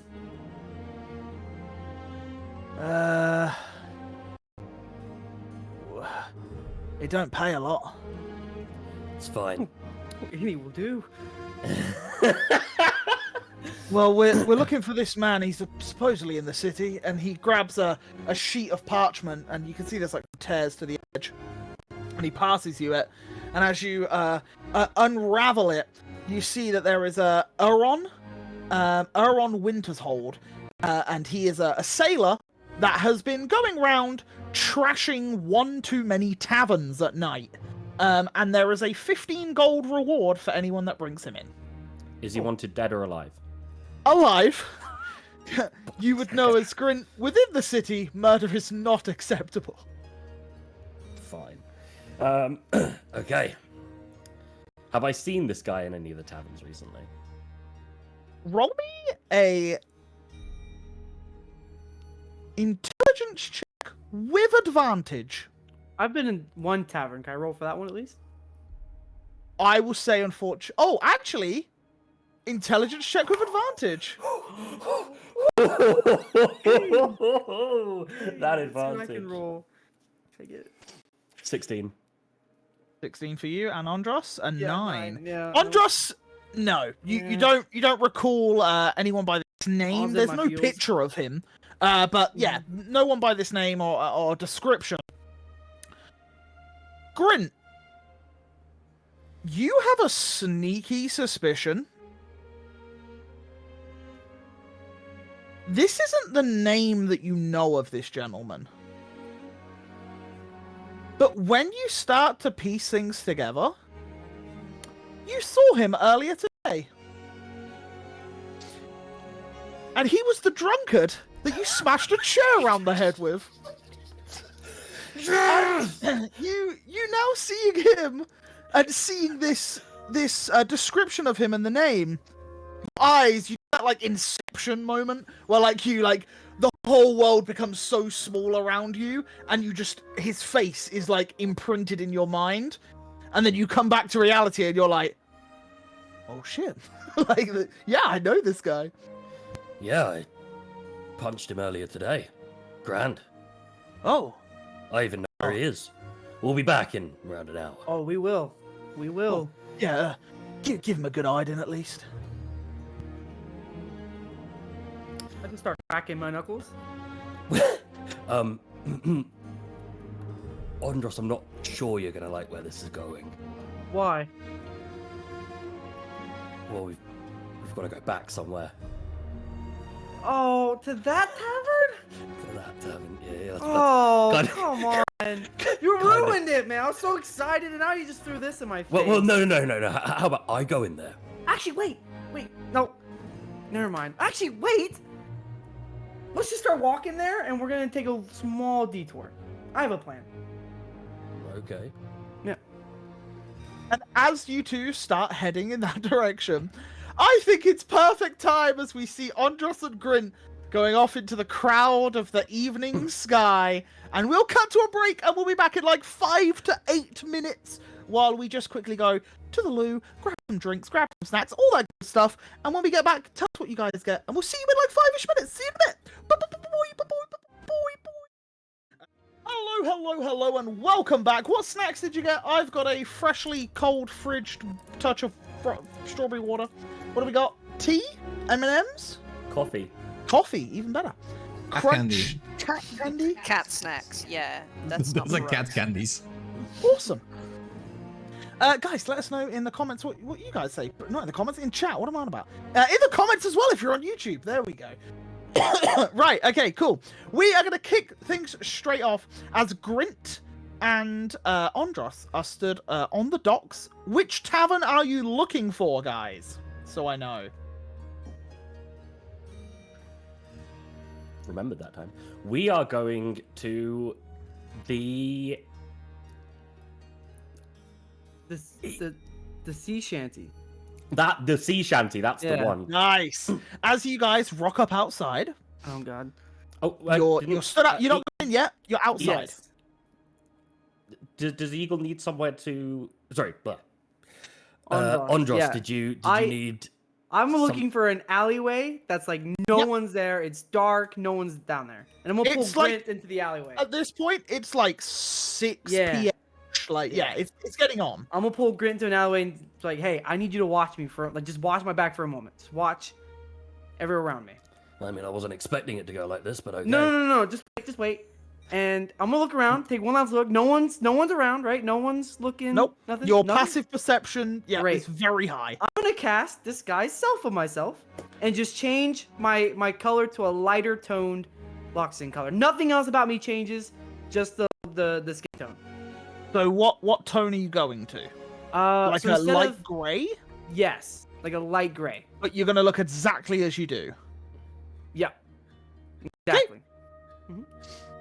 And I'm Sure. gonna tell Grint, my name's not Andros. For this mission or this little thing, I am named. Let's go with Ashenhow. Let's go with Ashenhow. How different does Andros look? His skin tone is lighter, but he's wearing the exact same clothes. He has all of his equipment on him, the exact as he was before.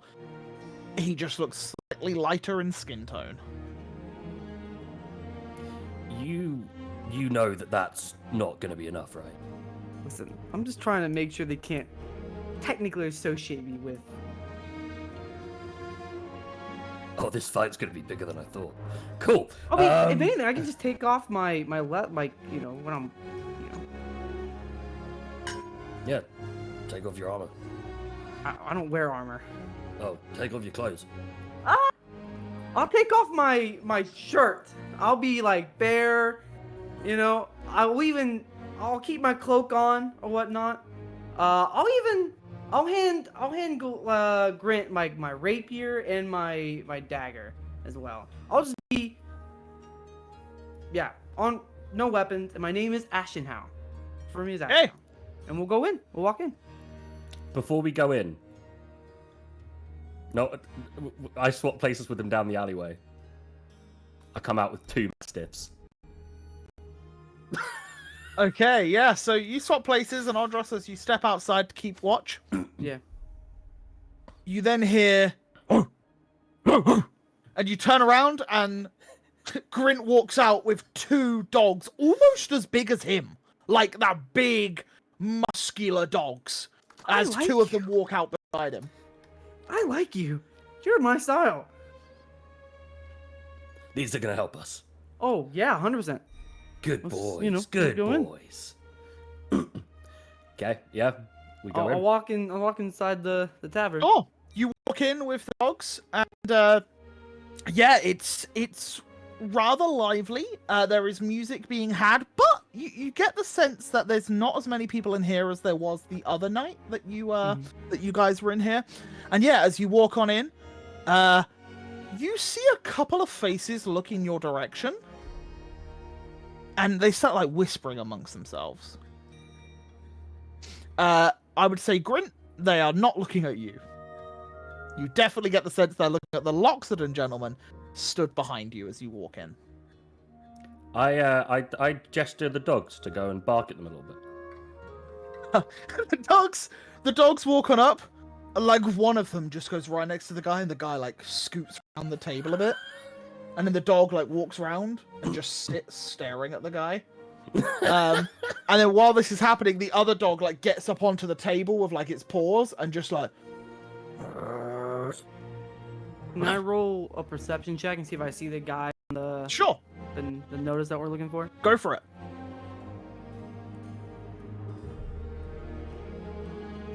Yeah, and as you're looking around, you just keep scanning across the people and keep catching eyes with different people in the tavern that are like looking at you, and they like whisper to whoever they're near, and they both look back at you, and like one of them like nods, and yeah, they're just chatting amongst themselves. Where's the guy we're looking for? Do you want to roll me a perception check? Because there's quite a few people in here. There's like a good like 20 people at most.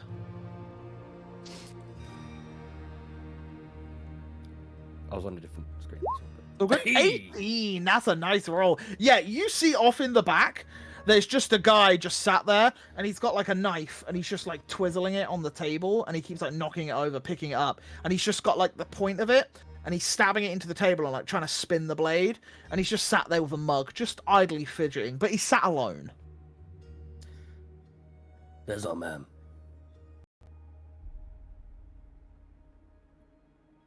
Oh, I see.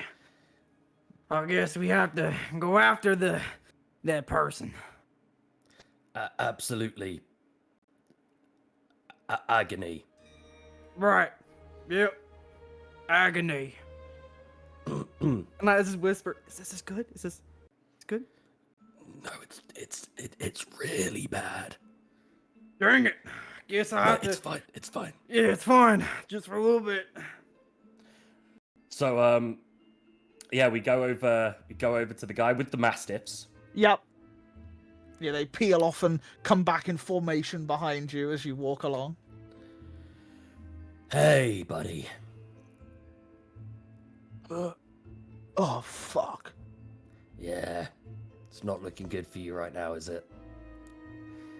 You caused some problems earlier, didn't you? In the Black Giraffe? Yeah? You've been causing a few problems lately, haven't you? What's it to you? 15 gold, actually, is what it is to me. And I pull out the bounty, and I just put my elbow on the table with his face there. Pull the wanted poster out. Yeah, but you're no guard. No, but I would like the money.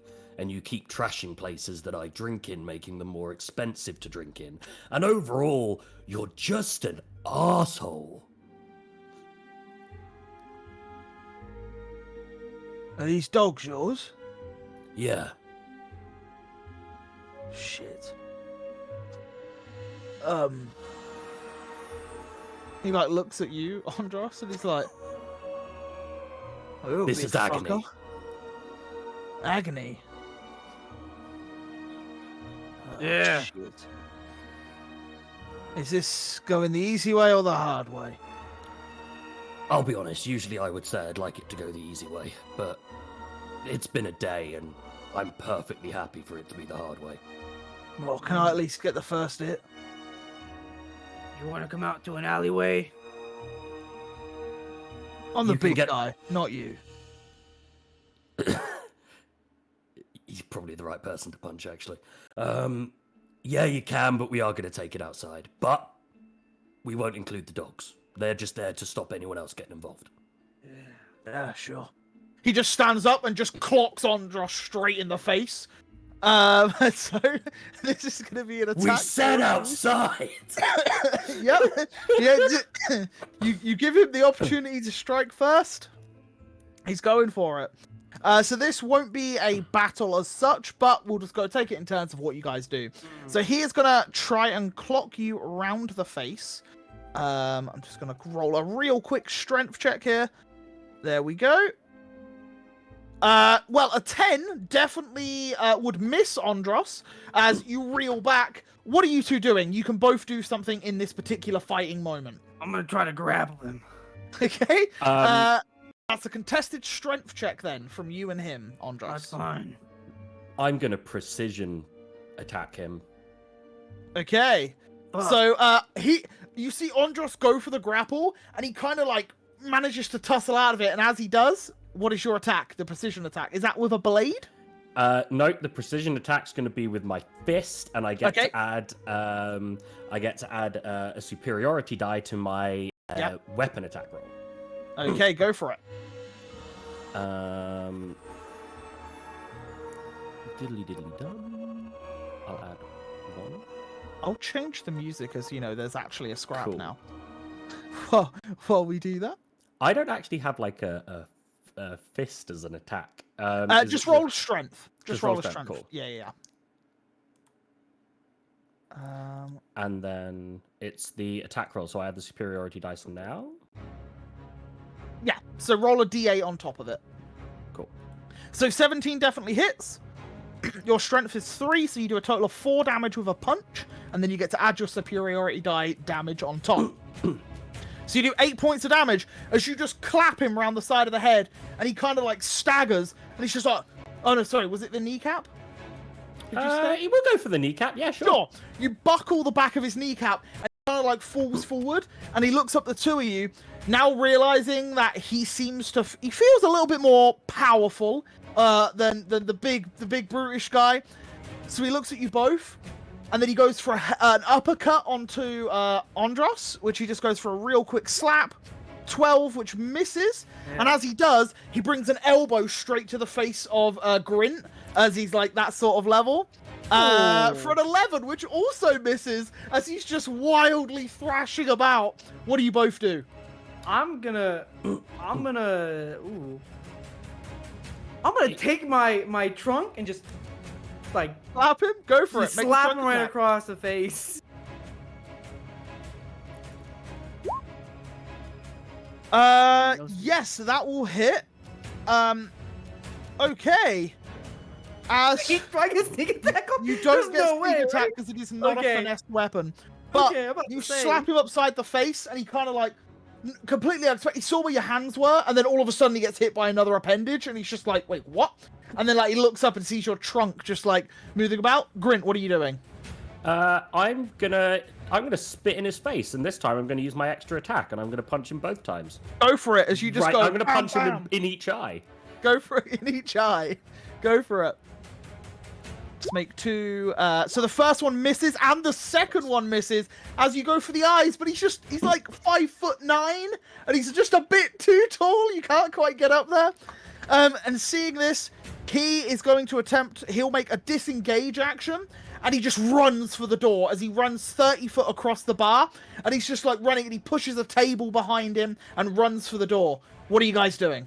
I'll start running after him and use my dash to just get right back up to him. As you try to run after him, I need an acrobatics check from you, please. As you have to, on. it's not a hard DC, but there's like a table and like some chairs. Yeah, you just elegantly leap Yeah. over them. Yeah.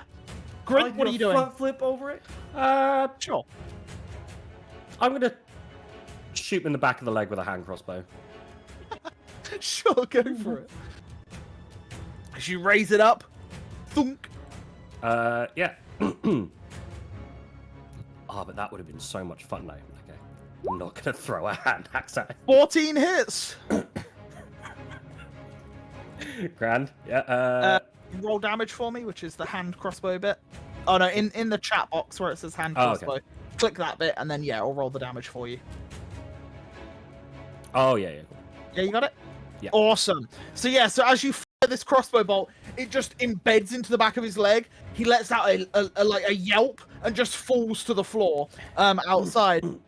Andros, you've still got an action because dash was bonus action. So as you Yeah. run up and he's like on the floor, like crawling, I'm gonna try to grapple him now. Just go for like, it. I'll say with totally man advantage, him. Yeah. strength, and he'll have disadvantage strength. Okay. 17, Lucky we're you gonna- had the disadvantage because yeah, you pin Yeah. him to the ground, and like you put his arms behind his back, and yeah, you just hold him there for a minute.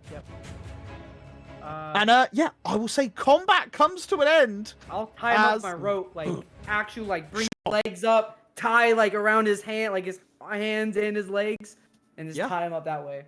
You tie him up, you pull him back up to his feet, and like you drag him a bit because he's having to like No, limp. I have to carry him because I brought his feet up to his hands. and Oh, tied you've like around it. hog-tied him? Hog-tied him. Okay, That's how yeah. mad he made me, You yeah. like lift him up, yeah. You're just carrying this man. like manhandling him. Sure. Where are you guys heading? As you walk outside, clap your hands, job well Yeah. done. The barkeep like looks at you, Grint, as you're walking out. Do you say anything to the bar as you start walking on out? That saved you probably about 30 gold tonight, so you're welcome. And, Drinks on me, and I'll toss like 15 gold. and at this, you just hear from the back of the room, drinks on me? That is the same lot. I'll walk out. I'll walk out. As you like throw the gold behind the bar. And yeah, he starts pouring pints and you guys leave. Yeah. Where are as you we head headed? back though, I will lay him down real quick, and I'll Yep. dip in back into an alleyway, drop the disguise self, and then come back out. In this light, it was almost unnoticeable. Awesome. And I'll just As come it's back out, nighttime normal me anyway. again. I'll pick him back up. Put my clothes back on, of course, like my top hat, and carry him back. I've Yeah, still got the mastiffs, right? Yeah, the dogs remain until they die. Yep. They are permanent pets. They are now real life permanent pets. Oh man. They follow your command. They are loyal to you. And yeah, For a where do you go? Where do you guys walk to? We'll take it back towards the. We'll take him, to the guards. We'll take him to the guards. Take the guard. To the cathedral guards? To the guard. Yeah. Yeah, Same one. sure. Same one. Yeah. Same one. You for the walk on bounty. up to the gate, and the guy's like, "What? I show the bounty. The jailhouse? You take him there for us. Leave him here." All right, thank you. I'll drop him. I'll just drop him. I won't even like set him And down. you just see calmly. him walk off a little bit. He's like, "All right," and he like calls over some other guards he spots, and he's like points at this guy, and then he pulls out a pouch and he says, "Saves you the trouble, gives you the 15 gold." Yeah, and he says, "Collect the bounty, give me back the money, thank you." And the guards walk on off, and you can just hear him like, "He shot me!" Like as they're like walking off down this alleyway. And he's just, I like, did moaning. not take that out his leg either. It's still Yeah, in there. It's still in there. Yeah, and yeah, you guys, I would say this whole interaction took about 2 hours. It's about 8 p.m. Yeah, I'll tell. Hey, you can keep all the gold. I don't need that. I just want my weapons back. If that's okay. Yeah, I give him his weapons back, and I kneel down to. How much for a dog? How much for a dog? Be one of your dogs. Sure. How much though? I look at the dog and say, "You're his dog now." The dog walks and stands beside Andros. And I look down to the other dog and I whisper in its ear, and I give it the money. And I'm assuming you know what I've told it, who it belongs to now, and where it's going. Oh wow. Okay. Yeah. So you're sending it there, Yep. I'll write a quick note. and then Just- send it there. Yep. Okay. I will say, for the sake of brevity, so it's not in its mouth, just running with it. You tie it like round its neck or something, so it's just like on its person. Yeah, and you tuck the note in. Yeah, and it just runs. out of sight into the city. And the other dog just stands beside you, Andros. And it's like a dark brown with like a slight, sort of lighter shade cream towards the back. It's kind of got like a like almost like a weird like pattern of like a splodge mark on its back. And one of its ears is the same color as well. And it's just stood there next to you. Would Andros maybe be able to make I guess it would probably be quite a hard perception roll, but to see if there's anything different? Because something has changed. If Andros is looking for it, then Andros would spot it. Oh. You know okay. what? Actually, wait. What's your passive, Andros? 18. Yeah. No, you don't spot it. Okay. Unless you actively looked for it, but you wouldn't know to actively look for it. So exactly. yeah, you don't spot it. I've never owned a dog before. I was totally like somewhat just ask Okay. What's the dog's name? Come up with one yet. It's about 2 hours old, so 2 hours old. Wait, you could just wait. How does this work? Grint just winks and then walks back towards the castle. Yeah. And I will say, you two and the dog eventually come to the room, and as you do, everyone's just kind of in there. You see Samuel just like sat at the bar with like a tiny little wine left in his glass, and he seems to be really savoring it because he knows it's his last one. And I think Arcturus and Erhard are in their room, but I assume like door open perhaps while you're just doing some bits. And I think Maeve is sat in her room. And Maeve, what are you doing during this time? Because you've had like about an hour, same as Shion as well. You guys have had about an hour. So I wouldn't know how to go about this, but I would see maybe switch between focusing on Kalir as well as on the Anthis. Okay. But see if I can somehow make a connection with either of them. Yeah. To ask questions, whether they can come to me in a dream or anything like that. Yeah. Okay, yeah, and you spend that time, but unfortunately there's no like immediate response or anything like that. But yeah, you spend the time to discuss this with the people you're trying to reach out to. And yeah, I'll say after an hour, Shion, will you just... Because it's only like 6-7 p.m. for you, so you've got some time before you'd go to sleep, really. Yeah, snacks. No, I think I'll just I'll just chill and sort of start. Okay, we're gonna fight tomorrow. I'm gonna ready my armor that I bought back back there because I never really wore it before. And yes, go to bed early, have a good night's sleep, and with the orb. Yeah, awesome, no problem. And Arcturus, you're just tinkering with your alchemist kit a little bit, getting it all prepared, ready to be used. You know, when you've got a little bit more time on your hands spare. Yeah, figuring out how it works, the basics, maybe learn a bit of mixtures, like the what does it if I mix it with this, and then hope the place doesn't blow up. Nice. And Erhard, you're keeping him company while doing... Yeah, I'm just essentially, keeping him company. Maybe checking if I notice maybe something where he slips up. Maybe I just give him a bit of so like assisting. luck. Yeah. Nice. Awesome. Yeah, and as all this is happening, you two come walking in, and you just hear all of you just hear. It's like you just hear, and then like because the flooring's like tiled, you then just hear like pitter-pattering of footsteps come in. Maeve would poke her head out. Yeah, The sound of animals. You see Andros, Grint, and a dog. I'll try to pet the dog. It's kind of He lets you pet it. okay.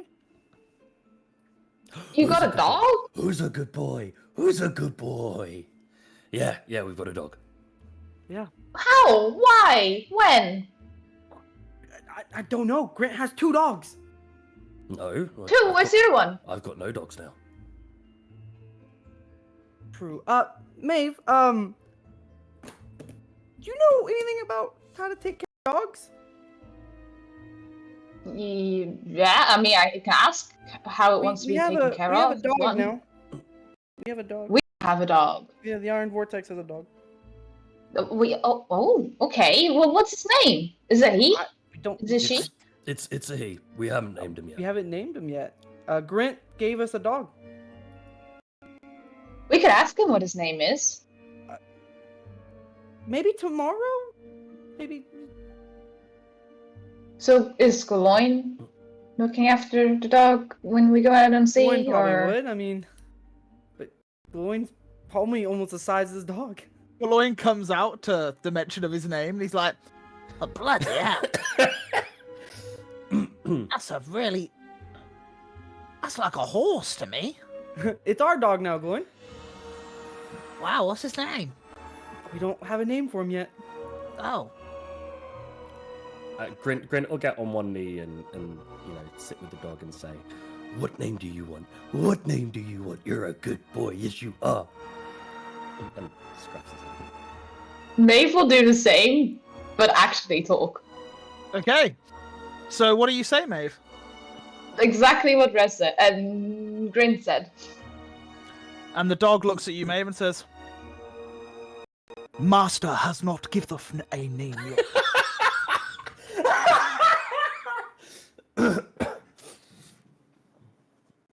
Who is master?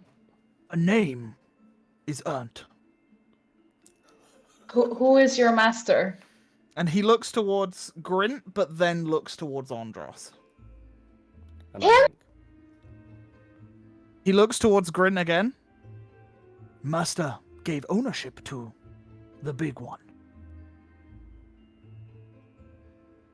I look at Andros and he's like, apparently Grin's the master, but you're the owner. So cool. What did he say? He said master, and I look at Grin, hasn't given him a name yet. Does he know what name he wants? I think that's up to you guys. He said a name is earned. Well, how about we get to know him a bit and then we give him a name? Yeah. Yeah. Isn't that right? and I give him coochie coochie coo, he's a good boy. And I scratch him behind his neck. Back leg starts going a little. Adorable. This is like a huge dog. Like, big. But this is okay, because I'm in favor of all animals, right? But how are we bringing him with everywhere we go? I'm sure we can find a way. We need to teleport from here, Andros. Yeah? Teleport. Can the The dog next not place. teleport with us? I don't know, Oh. you're gonna hold We his can hand? put him in Arcturus' necklace, if anything. Travel size. Sure. If a tourist wants that. You sure Arcturus would be down with taking a dog inside the... Maybe think about this. We can maybe teach the dog to protect socks. Do I hear this conversation? You can hear all of this outside, yeah. I'm You're We just can like, give Sock a protection dog. Just shouting from the other room, what's a dog? And keep it away from this room. I think we should just go to bed and we'll figure this out tomorrow. Are we fighting tomorrow? Are we sailing out tomorrow? Okay. Well, we're getting the crew ready, right? I'm sort of muffled cry from behind her. Yes!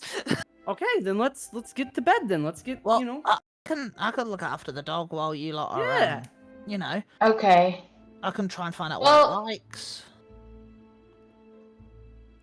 Knowing that I am, before you guys head out tomorrow morning, I'm getting up at crack of dawn to go sort something out tomorrow morning at the Griffin's Post. If anyone wants to join me, you're more than welcome to. You don't have to. But that's where I'm heading tomorrow morning if anyone is looking for me. Oh, Galoin, actually, I've got a favor to ask you.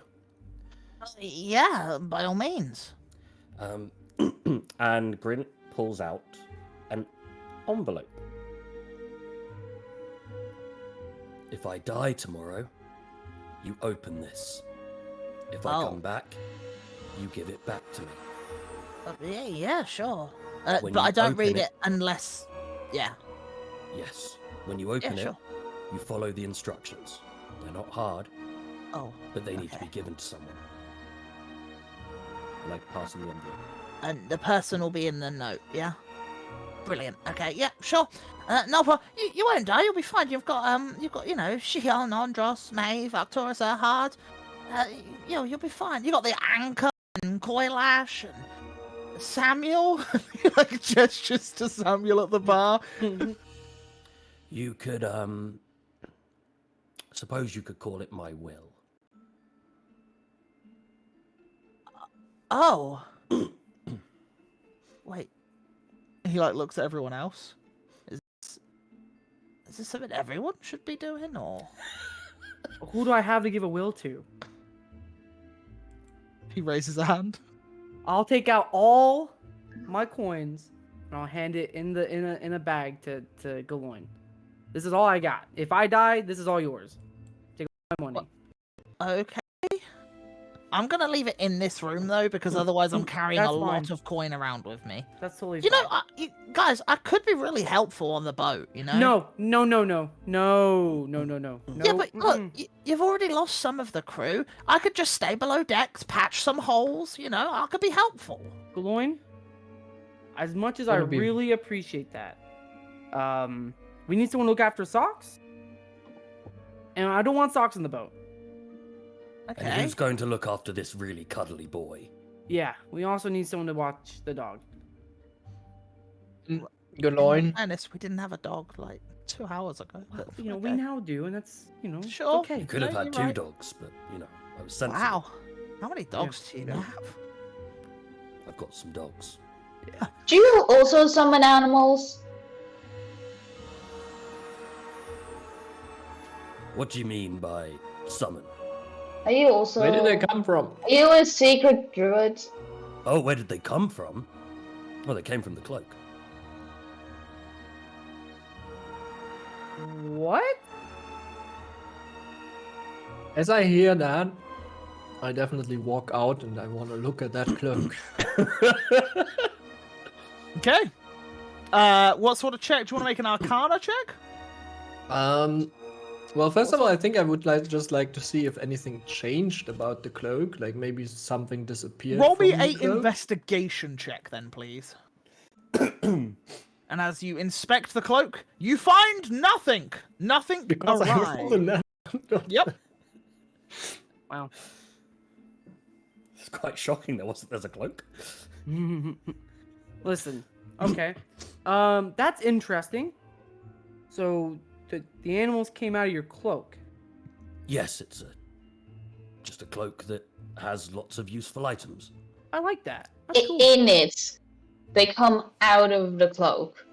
Yeah. More on it. And they go back in the cloak. It's like that bag No. that we have with the treaties in it, but like a cloak version. You just keep pulling shit out. Good point. Yeah. But it's more permanent, right? Yeah, it's once it's off the cloak, it's off the cloak. So do you have to put dogs on the cloak to then pull them out later? I just have this cloak. Wait. So And what you guys will see when you look at the cloak is that there are lots of patches on the cloak of different things, such as doors, ladders, dogs. There's a horse. There's a Okay. scroll. There's a pouch of some kind. There's just a pit. There's a couple of daggers, a couple of lanterns, a couple of mirrors, a couple of poles, a couple of loads of rope, and a couple of sacks. what is this? What is this? I picked it up a year or so ago. I've only used it a handful of times. That's why there's still lots of patches on it. You'll see there's like some blank spaces there. So if we stitch a squirrel pelt on it, and then would you be able to summon a squirrel? I don't think that's how it works. I think this was kind of it's been made, and that's the crack with it. I tried putting things on it before, but it I just mean, seems to be. You know, They see- I have hide of a lava monster. If we stitch it on, you can summon it somewhere else. That would be really good. They seem to all follow a certain art style. No, no. So it's like a one-time enchantment. Modern fashion. I Well- think so, yeah. Having that knowledge, I'm gonna go to bed. This has been a very interesting night, and I think I've learned a lot that I never knew, and that is, you are a very interesting person. Yeah, mad respect. Grint, Yes. are you taking the dog back to your place? When? Or are you staying here? Because you didn't stay last night. That's what I just Oh, assumed you wouldn't be. Yeah, I'll stay here tonight because Andros has Oh, been a okay, dick. cool. Oh, well, yeah, that's true. Not tonight. Not yet, anyway. He smiles at Andre. I'll just pet the dog and see if the dog will actually follow me to inside the. If you order the dog to follow you, the dog follows. Will motion the dog to follow. Yeah, the dog follows you into the room. And you see Galoin, like, look a little bit happier as well, because he's like, oh, cool, like, there's a dog in our room. So, like, Galoin, like, runs on in, and he gets some, like, sheets out of a cupboard, and he starts making, like, a bed on the Why floor don't for you just him. let the dog sleep on the bed? Well, no, we don't want to teach it bad manners in, like, you know, the king's guest room. It's just a dog. It's our dog. I Well- heard the word dog, and I'm like, did you bring dogs here? God damn it! Now I can't go outside. Are you aware? Okay. I'm gonna let the dog get on the bed that I'm sleeping on, so he can sleep comfy, and then I'm gonna lay down on the bed. Galoin pops his head out. Are you alright, Shion? I You can't scared? I can't deal with dogs. I get all teary-eyed and sneezy and It's fine, he's a magic dog. Oh. a magic dog. Yeah. Even cooler. Okay, but if I sneeze once, then and I go back inside, just doing this. Yeah. As I'll the door just- shuts. Pet the dog, and I'll just kind of. Yeah. I'll try to sleep. And all of you begin to sleep. Grint and Samuel, where are they? Are they sleeping in a room together and are hard sharing with Arcturus, or are they still I'm- split? I'm gonna share with Arcturus. Okay, cool. There was a spare room, wasn't there? Yeah. Ahad yeah. took it. Oh, cool. So, It's, Ahad, you move your stuff again, back out? since I'm Yeah, sure. going into Arcturus' room. Yeah, so Grint and Samuel share a room, and all of you guys, and the dog Okay. sleeps in Andros's and Galoin's room. Grint sleeps in the bar where Grint Oh, was sleeping okay. originally. Okay, Grint sleeps in the bar. Samuel takes the bed. And Grint also stays up a little later to see if Quailash comes around. Also, before Erhard goes to bed, I think I would like to take my magical focus and just kind of meditate with it, but more in the sense of like, there's a big scary fight coming up that he still doesn't know how we're gonna get out of it, and just focus my energies, I guess, and hope I don't blow myself up and the rest of the boat. Yeah. And all of you begin to rest. You all have your night's sleep. However, Shion, while clutching onto the orb, you feel a question. You don't dream, but you have this warm feeling of whether you accept or decline. And you just have this warm feeling of rejection or acceptance. And you get flashes of the conversation you had with Malakesh. Do you respond? I accept. Okay. And as you accept, you feel this warm glow fill you. And as it begins to fill you, you see a light in your room shine from your chakrams. Can I check that out? Sure. You go on over, Mm-hmm. and as you pick your chakram up, you see your father's name carved into it. Neat.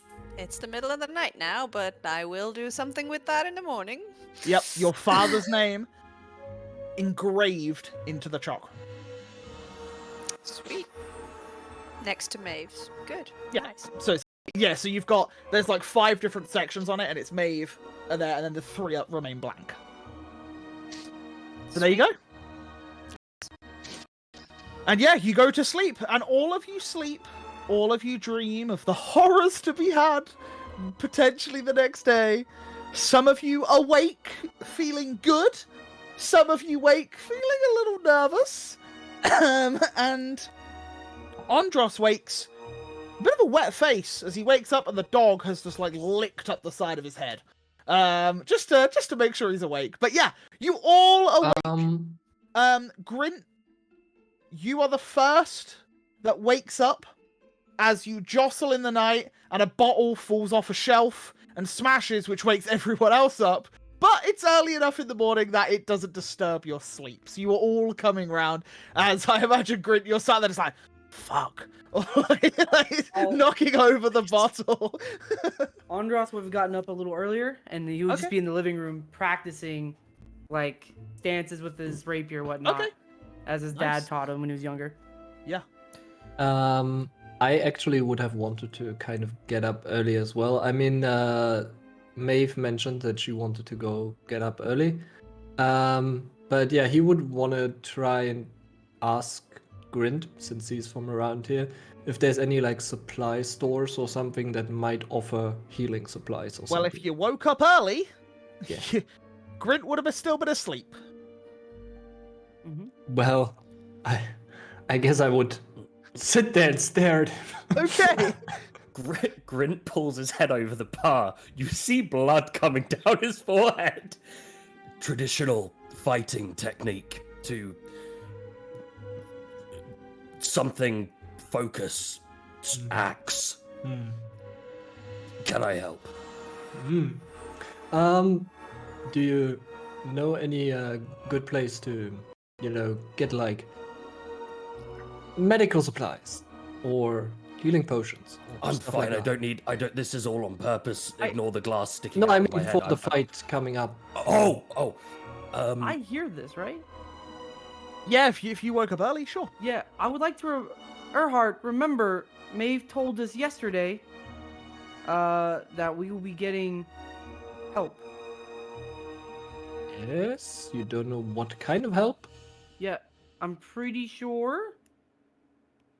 You make Because an Maeve assumption. told all of us yesterday that Eliash is sending us supplies, as in, what I remember, I think, if I heard correctly, healing as well. You mentioned potions, yes. Yeah, Not what type of potions. pretty sure we're good. While you're having this conversation, Maeve and Shion, as you two awake in the morning, and I imagine Shion, you're kind of like staring at the chakram, just kind of like, oh shit. Oh yeah. Oh yeah. You're Oh, kind of like yeah. staring at it like, oh shit. I'ma try Maeve- that shit. Yeah. Yeah, Maeve, you wake up, and as you're preparing your spells for the day, getting them ready, knowing what to do, you just hear this almighty thud hit your balcony window. Okay. I go to the balcony. And as you open the balcony, there is just a bird sat on the balcony, like, lip, the balcony railing edge. And on the floor in front of the balcony is a package. Oh. Thank you, little bird, I say in bird. And the bird says, "Hey, no problem, you're welcome." Thank you. And I toss him a couple of nuts from my pouch. Or I probably give them, like, Yeah. have them. You throw one and it just goes off the edge. And he's like, "What the fuck?" That was a dick move. Now I gotta go get it. And then you No, give no, him no, some no, more. no. Yeah. Yeah, then you give him some more. So like, he's like, pleasure doing business. Eliash sends her regards. Thank you. Well, safe travels home. Doodle pip. And he like flies off into the distance. And I take the package. Yeah, and you take it in, And, and you hear the rattling of glass as you like bring it in, and as you undo it and open it up, you see that there is a total amount of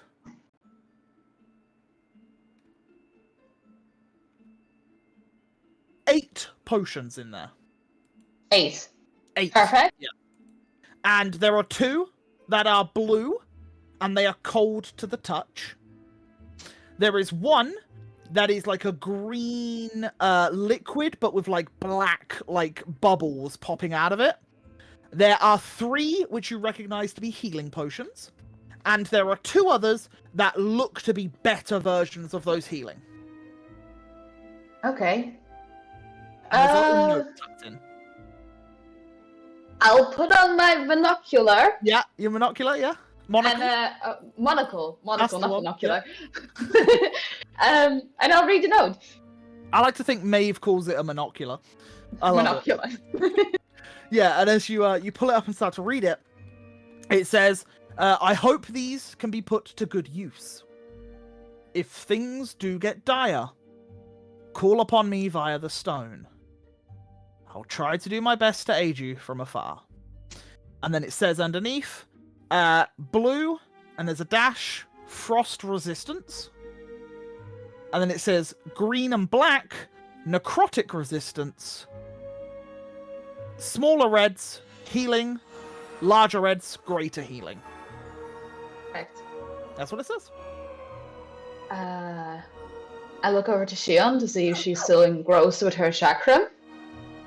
Oh yeah. But yeah, I mean, I'm pretty sure you can get my attention somehow. Delivery arrived. Potions are here Oh, that's great. from Meliage. Some necrotic resistance, some frost resistance, some healing. Well, but there's not enough for all of us. Who do you suggest we give it to? Some of us have healing potions. I don't know. I also have things I need to get done this morning, so I was going to leave the package with you guys whilst you guys can decide who should have what. I trust you guys can figure it out. Yeah, sure, no problem. What you doing? I'm going to the Griffin's Post. I'm having a really hard time. I've been thinking and thinking and thinking of what is the best way to deal with the serpent. And as it is right now, I'm the only person capable of healing. I'm the only person capable of reviving. That means there's a lot of my capabilities taken away. Raging, wild shaping, I can't do those things if I want to make sure I can heal you guys. So, I thought the only other thing I could do is give myself as much mobility as possible. I want to see if I can take Stormcrest with us. That's a pretty solid idea. Attack it from the air. It might, it might even work. Not even to attack, but to give myself the mobility to get around to heal people if I need to, as well as being able to cast spells from the air. Or just having the option to go up without having to actually transfer myself saves a lot of time and resources.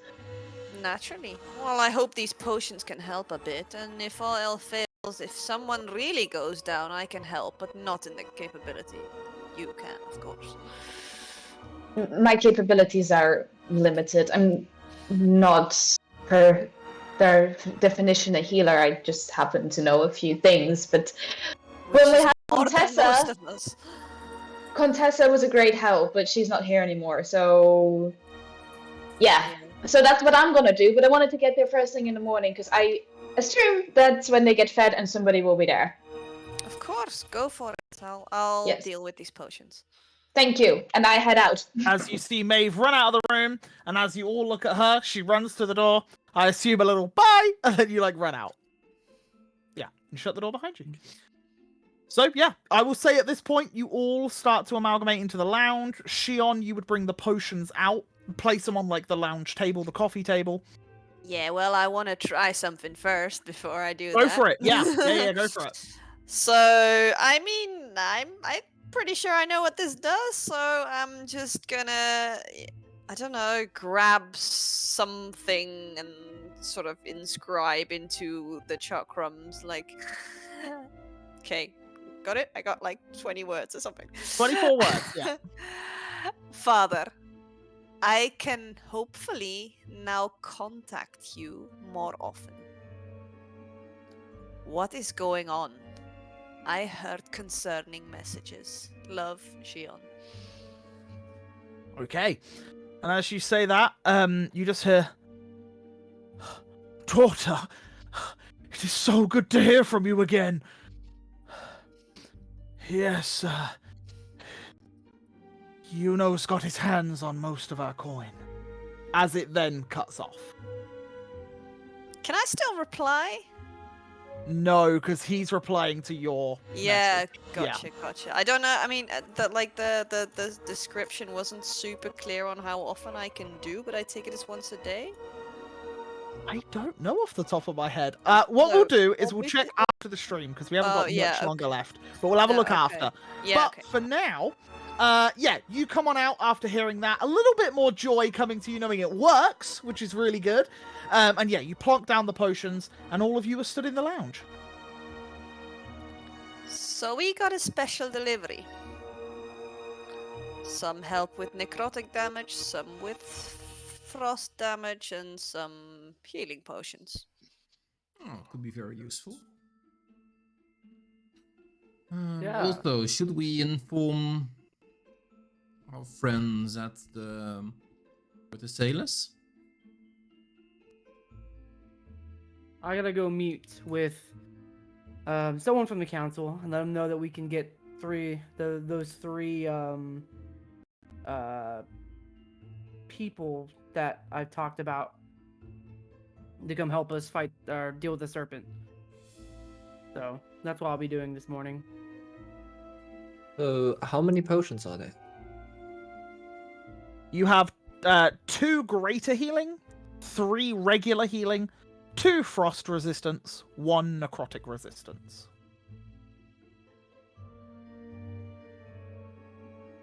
You think it will be enough for this fight?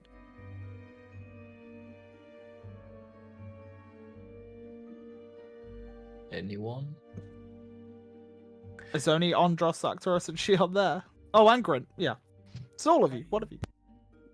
Okay, so my question is, who you guys think is gonna have more contact with the serpent? Well, I knowing feel the that party, I will- think Shion, Maeve, and you, Andros. And Grint. And I'll say Grint. Grint. Erhard probably hides, as From- he usually does. Because from the sound of it, the serpent might have abilities to attack also at range. Or, Well, you know, Okay, so who has potions on him at the moment? I have 2, but pretty Okay. small ones. Very I small have ones, one small greater. one and 3 greater ones. Then you're not getting anything because you already have 3 greater. You're That's all fine. good. Arcturus, what do you got? I have 3 small ones and 1 greater. Okay. Grint, how many you got? Well, I haven't got any potions, but I do have a technique. I will grab 1 of the graders and 2 of the smaller, and I'll hand them to Grint. I can make Just in case. the serpent attack me. Okay. Well, just in keep them case off you you. get any hurt at all, I'd rather you be able to at least give yourself some hit points Well, back. in that case, you health, might at want least. some of the resistance potions as well. Exactly. Grint, I'll hand him a ice resistance.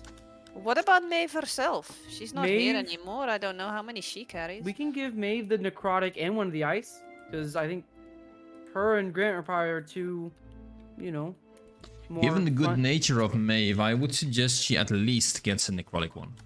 I think she gets necrotic, ice, and one of the graders. Well, she can't take the potion while in her wild shape, I believe. So the healing might not help her too much in that moment.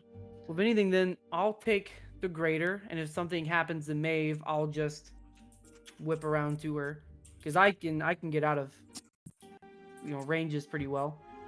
Look, I don't really care about the healing because I still have 2 minor healing potions on me, but some of the resistance might be nice, seeing as I often take the bulk of the damage together with Maeve.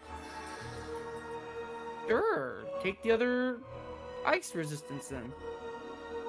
Maybe we'll get the. I'll you can have the necrotic as well. You can take both of those, and if Maeve needs it, you just give it to Maeve, right? And then Yeah, well, about that, Maeve might be flying into combat, so Huh. I can't just give it to her. okay, then just hold on to the rest then. And if any of us need it, you can. I'll talk to her before we start. Well, we have a while that we travel together Yeah, we're good. before we get there. And as this conversation comes to a crescendo, where are you guys going to be heading off to? Are you splitting up? Is anyone going certain ways? Andros, he doesn't need to. I would just need to find a guard or something and just let them know, hey, we need the what are they called? I have the name here somewhere. I gotta find it. What are those flying people called?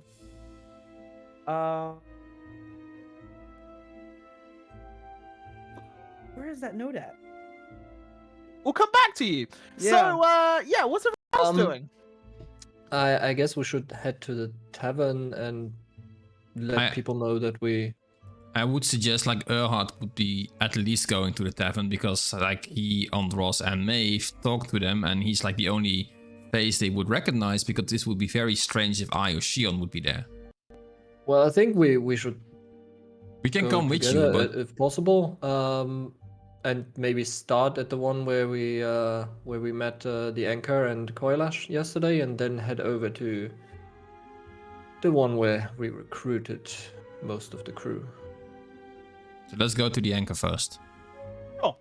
So, for the sake of brevity, what we will say is, you all head down towards the dock. Grint and Shion, are you going both with Arcturus and Erhard? Yeah. Yeah. Yeah, awesome. You guys all go down to the docks. As you do and you get to the docks, you will bump into Andros, who will come with you as well. But we'll come back to Andros in just a second. You guys come to the Black Giraffe. The Anchor and Koilash are not there. As they had stated to you before that they will be trying all the different taverns. So you try a couple of taverns down the line, eventually finding them.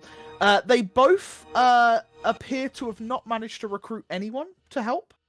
The Anchor got into a fist fight, and he very badly beaten up 2 of the people that could have been potential candidates, but they are nowhere to be seen now. However, they come with you. Samuel's with you guys as well, and you guys then head to the Sea Shanty Tavern. But before we go there, Andros, have you found your note yet? The Lunarian Knight. Okay. So what are you asking the guard? I'm letting them know that, hey, I spoke to the council a few days ago. They told us they can let us have 3 of the Lunarian Knights to help us against the serpent. Are you part of the Iron Vortex? Yes. Yes, I believe the council were waiting on a meeting with you yesterday. You said that you'd report back to them once you'd found some things out. Yeah. We're gonna go out there today. Out to go try to find the corruption with the serpent today. Right.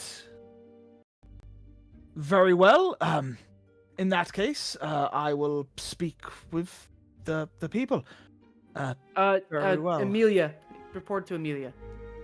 I will do. Okay, I'll speak to Amelia and see if she knows. And he heads on off. Thank you. And yeah, you then all meet back up, and that's when you get outside the Sea Shanty Tavern. Great.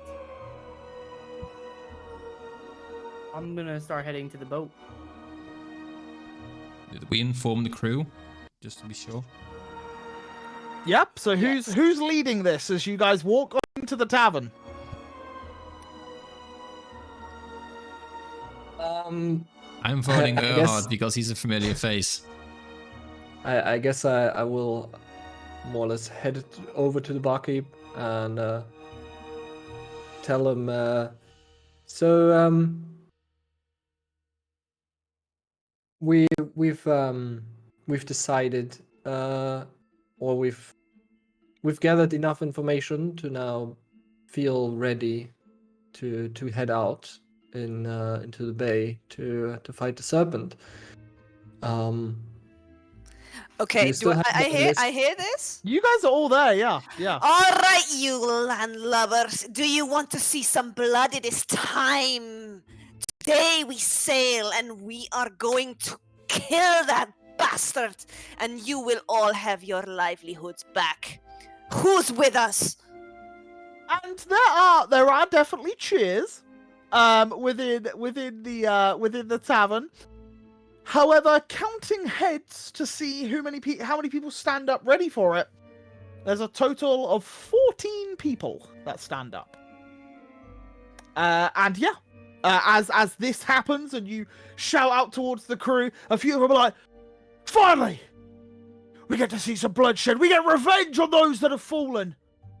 Come on, brothers, let's go!" And they all start like stomping out of the tavern, following you guys out. You all head towards the boat. Meanwhile, Maeve, you go towards the Griffin's post. You see Karas there with bandages across his chest, but he's throwing very weakly, very unstrength-like. I don't know what the word is. He looks injured, and he's throwing ferrets into the pen, and the griffins are coming on over and eating the ferrets. And then he sees you there, and he's like, "Oh, Maeve, how may I help you?" Hey, Karos, how are you doing? Not great, but it's only been a few days. I'm sorry to hear that. Are you planning on staying here a few more days? Yes, I won't be going anywhere anytime soon.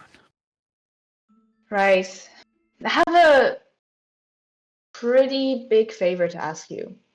Yes? And I would understand if the answer is no, but we're heading out today to sail out and try and fight the serpent. Right? I really... Don't worry, I am not asking you to come with. I am Oh. not. Oh, Don't worry. How And come I hate that I have to ask this, but it might be a really good shot at... I want to see if I can take Stormcrest, but it could be dangerous. you... The reason is, I'm the only healer in the party, and mobility would be really good for us.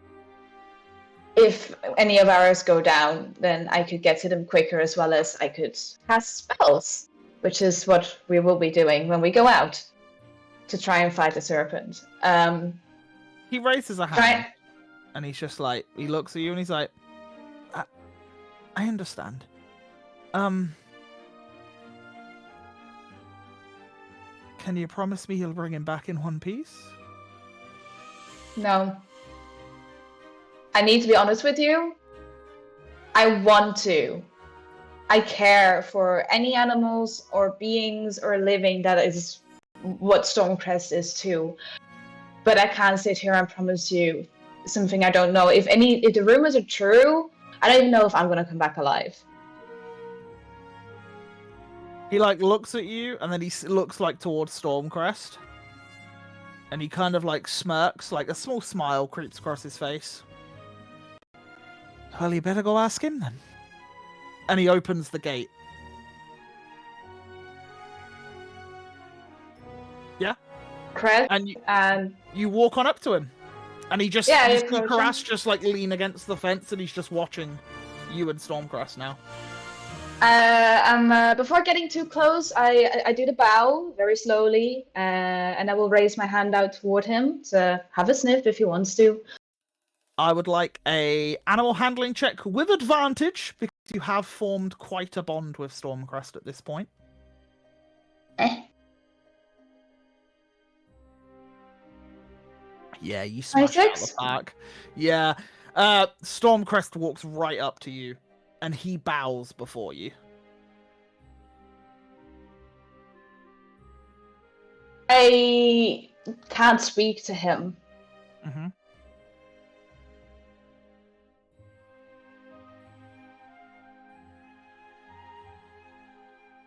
I don't know if how I'm trying to translate my emotion onto my face for him to try and read it. That like a situation is dire.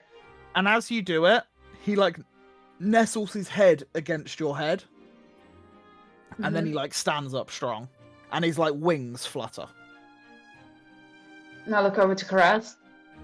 and you can just see there's a single like tear like forming in his eye as he just stands from a distance, as clearly like these are his babies, like he's looked after them, he's raised them, he's trained them, and he just kind of sits there and looks at you, and he just smiles, and he's just like, well, get out of here already. And like he like steps down from a stool, and you can just see him like wiping his eyes a little bit as he walks away. Okay. Now I hop on to Stormcrest, but before we take off, I will look over to Karaz and say, the one thing I can promise you is I will protect him with my life, and I will try my very best to get him home safe. Yeah, and he turns back and like smiles, and you can just see there's like tears streaming down his face at this point, and he just smiles at you, and he just like waves you off and like just starts rubbing his face while also holding his ribs because he took a nasty blow like 2 days ago. So yeah, but he like wanders back into his house, and yeah, you fly back over the city. And I will say, as all of you clamber onto the boat without Maeve, as all of you clamber onto the boat and you start getting things ready, a guard comes running up the docks up towards the gangplank, and he like shouts out to you all, and he's just like, Andros? Yes. You requested for Larunian Knights? Yes. They may take a few hours, but they will meet you at sea. That's even better. Thank you. Very short timing, but not a problem. Absolutely fine. Yep. Yep. I figured. Good luck. We'll be fine. Muted? You Grint get looks- it. You get it. I will. Grint looks over his shoulder at this, and he locks eyes with Andros, and he says, "You said Larunian." Yeah. This is the first time in about 2 hours that Grint's spoken.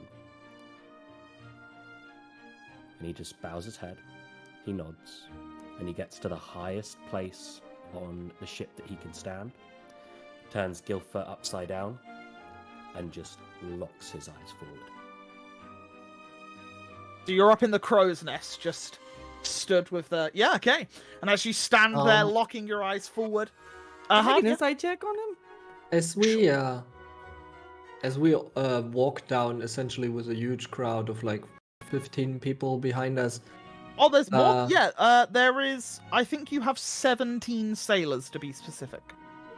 Oh, is it? Because there's 14 of the crew, there's Koilash, there's Samuel, and there is the anchor. The anchor. Yeah. I would assume it's like a big procession, right? And then people would notice that we're going to the big ship that's being readied for battle. Yeah, for sure. There's like bystanders like, they're going to the boats. No, they're not. They are. Look at them. They're setting sail. And like you could just see people like all stood around us like in amazement.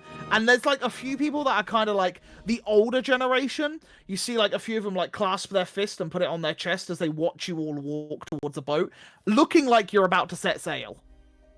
And I guess surrounded by the rest of my group I guess we're on the deck now. Yeah, I can say yeah, sure. We'll kind of shout down like, all able-bodied men, anyone brave enough to join us, take up arms and come with us to fight the serpent, rid this bay of the evil that has plagued you for so long. Oh, look, he's learning. Roll me a persuasion check. Flat roll. Roll me a flat persuasion check. Wait. I can't see. Why do I always not have my thingy open? I want a luck point, please. Thank you. You want to use a luck point before a big fight? Okay. Sure, you're definitely not going to regret that one. Go for it. Surely. Good. Okay. And as you say that, and you stammer for a second, as like your throat almost gives up, like the courage like lacks in you for a second, but you manage to pull through, and you finish the words that you say as you shout out towards the crowd. Roll me a... You did roll a 22. Roll me a d8. 2. As 2 men step forward. Dude's better than nothing. We'll take it. And better they than start nothing. walking up the gangplank onto the ship. You now have a total of 19 crew. Alright. And then, Grint, you start to see wings in the horizon. And for a moment, you think, this is them. But then you notice the blonde flowing hair of Maeve as she swoops down onto the boat on a griffin and lands on it. And literally everyone around is just like, there's a bloody griffin going. And like they're just all like talking and murmuring. As all of you are stood on this boat, you hear the heavy hoof steps on the wooden boat going up the stairs to the helm. As you see the anchor grip the helm with one hand, and you just see this like exuberance fill him for a second. And he lets out like a big sigh. Get to work! As then people start like running around, rushing, like tying ropes up, dropping the sails. You see people like running below deck, getting supplies, getting ready, and the sails unfurl. And as all 3 sails of the 3-mast ship unfurl, you feel the slight bit of wind just pull you away from the dock. You see men running about the ship, loading ballistas, cranking the ballistas up, and it is just pure and utter carnage happening at this moment. However, Andros, you notice a certain individual sneak beneath the deck. Do I know who it is? Not with your passive perception, but you notice someone that you didn't notice board earlier. We're under the... They went Beneath beneath the deck. Can I go down there? Sure, you follow him. I'll go down. And as you follow him, you then see a door shut. Down one of I the assume corridors. we see into a him room. go down. Yeah, you see Just Andros go for down. information's I'll sakes, open okay. it. Open the door. You walking up. Doesn't seem to open. It's like there's no lock on it. But you I'll like just- try it, doesn't open. I'll call in, be like, hey, I seen you go down here. Show yourself. Nothing. You really want to make this difficult, huh? Okay. And as the door opens, you see Oscar stood in one of the storage rooms. Look, I just really wanted to help, What are you okay? doing here? What Look, are you doing? My brother always said to me that I could be No, someone someday, no. and I thought, no better place to be than on board the ship that's going to save the city. Listen, and I will put a hand on his shoulder, because I mean we already set sail, right? We're already leaving. Yeah, your Yeah. boat's out of the dock. At I'll this just I'll give him a stern look. You're gonna stay near me in my sight 100% of the time. point. What, you want me on deck? Well, no, I yeah. I can fight. I brought No, my no, armor, and no, you can I'll- see him wearing his Yep. slightly rusted armor that Yep. sent down by his father. Oh shit. I brought a real sword, Andros. Actually, I got a cool idea for you. Follow me for a minute, and I'll like lead him back up, and I'm just gonna call for Arcturus. Okay, yeah. Arcturus, you just start hearing Andros Hey, yelling your Arcturus, name. I need you. Hey, I'll point to the kid. Would Grint hear this from the crow's nest? You can hear, yeah, I would say while you're up there, you can hear like the chirping of birds in the wind, and then you just hear like Arcturus. Like you just vaguely hear Arcturus's name being shouted. Yeah. Grint looks down for a second. Mm-hmm. Does he see Oscar? Andros, have you brought him above deck? I'm just calling out for Arcturus. I could be Okay, up. so- I mean, probably As you're coming up deck? Yeah, as I'm coming up, like I'm still walking up. I will say probably. you see Andros come out, but at this precise moment, you haven't seen Oscar yet. Because Okay. Oscar's like following him behind, and he's coming up. But if you carry on watching, Arcturus, you meet. What's that? Arcturus. And I'll show. Andros? I'll just kind of point to Oscar. And Oscar steps out onto the deck. We have a special job for Oscar, right? A special job. Send my apprentice up to me. Oh no. And like you see Oscar like look up to the crow's nest, and he's like, "Oh, yeah," and like he runs towards the ladder and he starts like climbing up. Takes him a minute or so. We're gonna let a he's not child used to it. fight a serpent. Or You you would don't have a know special he's- job for him, so You would know he's only 1 year younger than Samuel. True. Samuel's like frontline fighting. I'm not even gonna worry about it. I'm just gonna go back, and I'm actually gonna take out my dagger of venom, and I'm not gonna prepare it yet. But I am waiting till we get closer. Yeah, no I'm worries. waiting. I'm just waiting. And Grint, as you're stood up there, still with the axe down, you then hear, "Ugh. Yes, Master Grint. You're a fool. Takes one to know." Like master, like student. And he smiles, and he puts his blade, which you can see he's got a nice blade, and he puts his blade into the thing, and he copies you, stood in the same like manner. We may die today.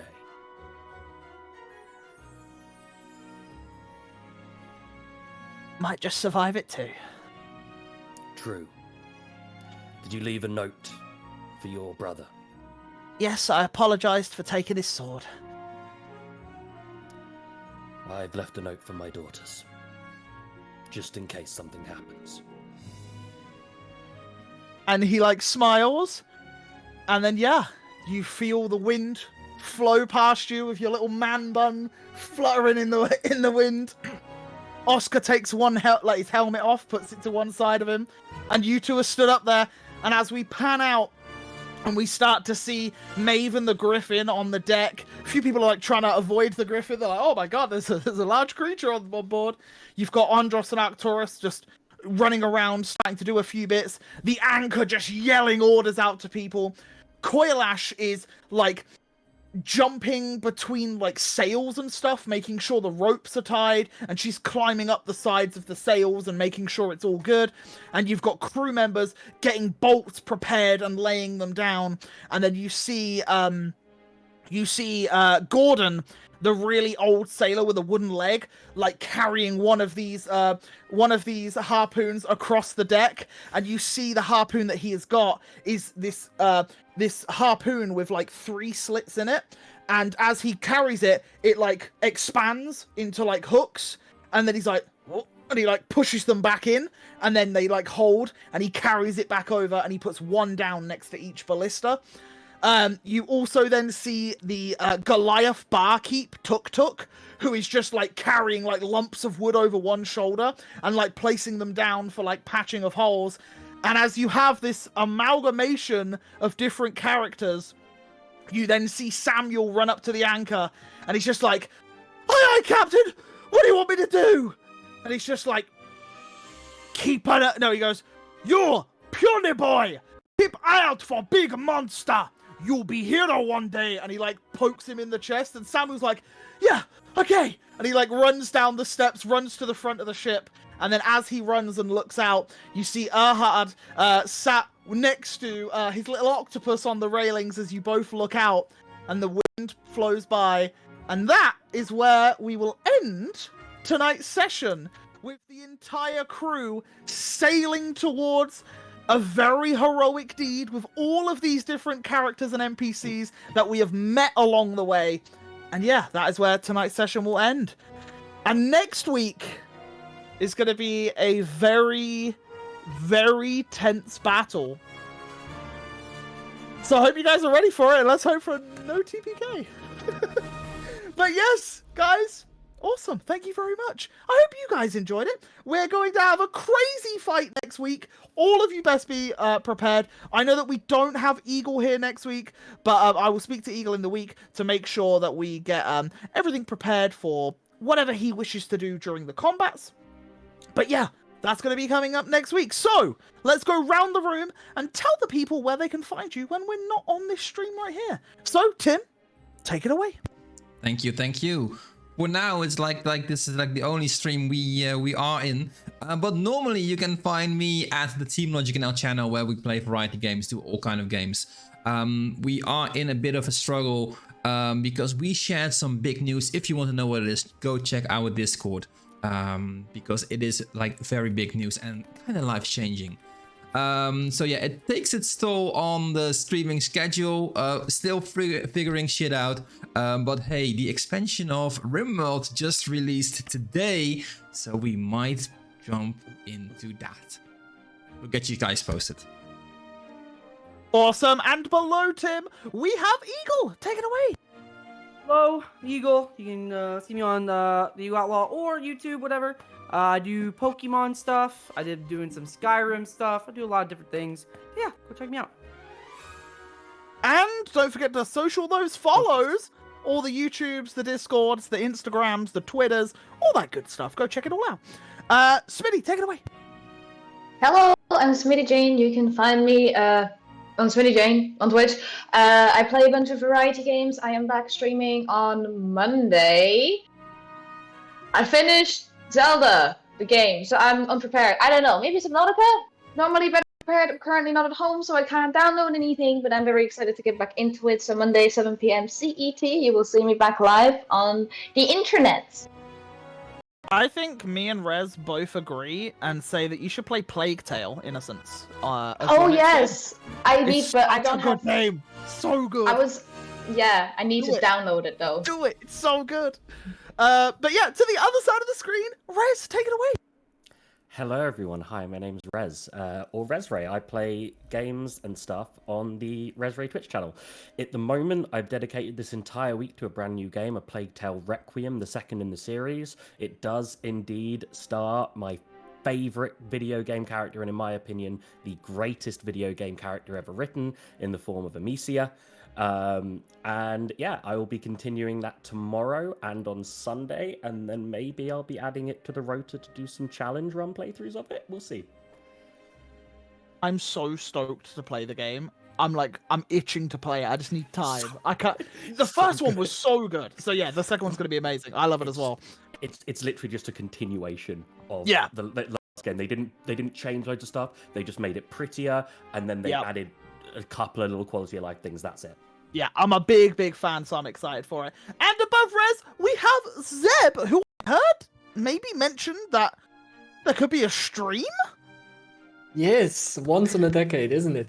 Yeah, I'm actually having my work schedule align, and yeah, I have 3 days off, so high likelihood for a stream this weekend. Looking forward to doing that, enjoying some, well, variety gameplay, strategy, indie games, anything like that, fantasy games. So yeah, most likely something coming up Saturday, Sunday. We'll see. Awesome. And above Zeb, we obviously have Lan, the other half of Team Logic NL. Yes, and whatever Tim said, that also pretty much goes for me. So Yep. yeah, a little bit bit of a hiatus because it's family stuff, you know, it's family stuff. So yeah, hopefully we'll be back soon. I'm also looking forward to continue our little challenge run, trying to get a box full of shinies in Pokemon Fire Red, which we still haven't finished, but which was tons of fun. So hopefully we can get back into that soon enough as we sort of settle down. If you want to see the big news, go follow our Discord. Yeah. Awesome stuff.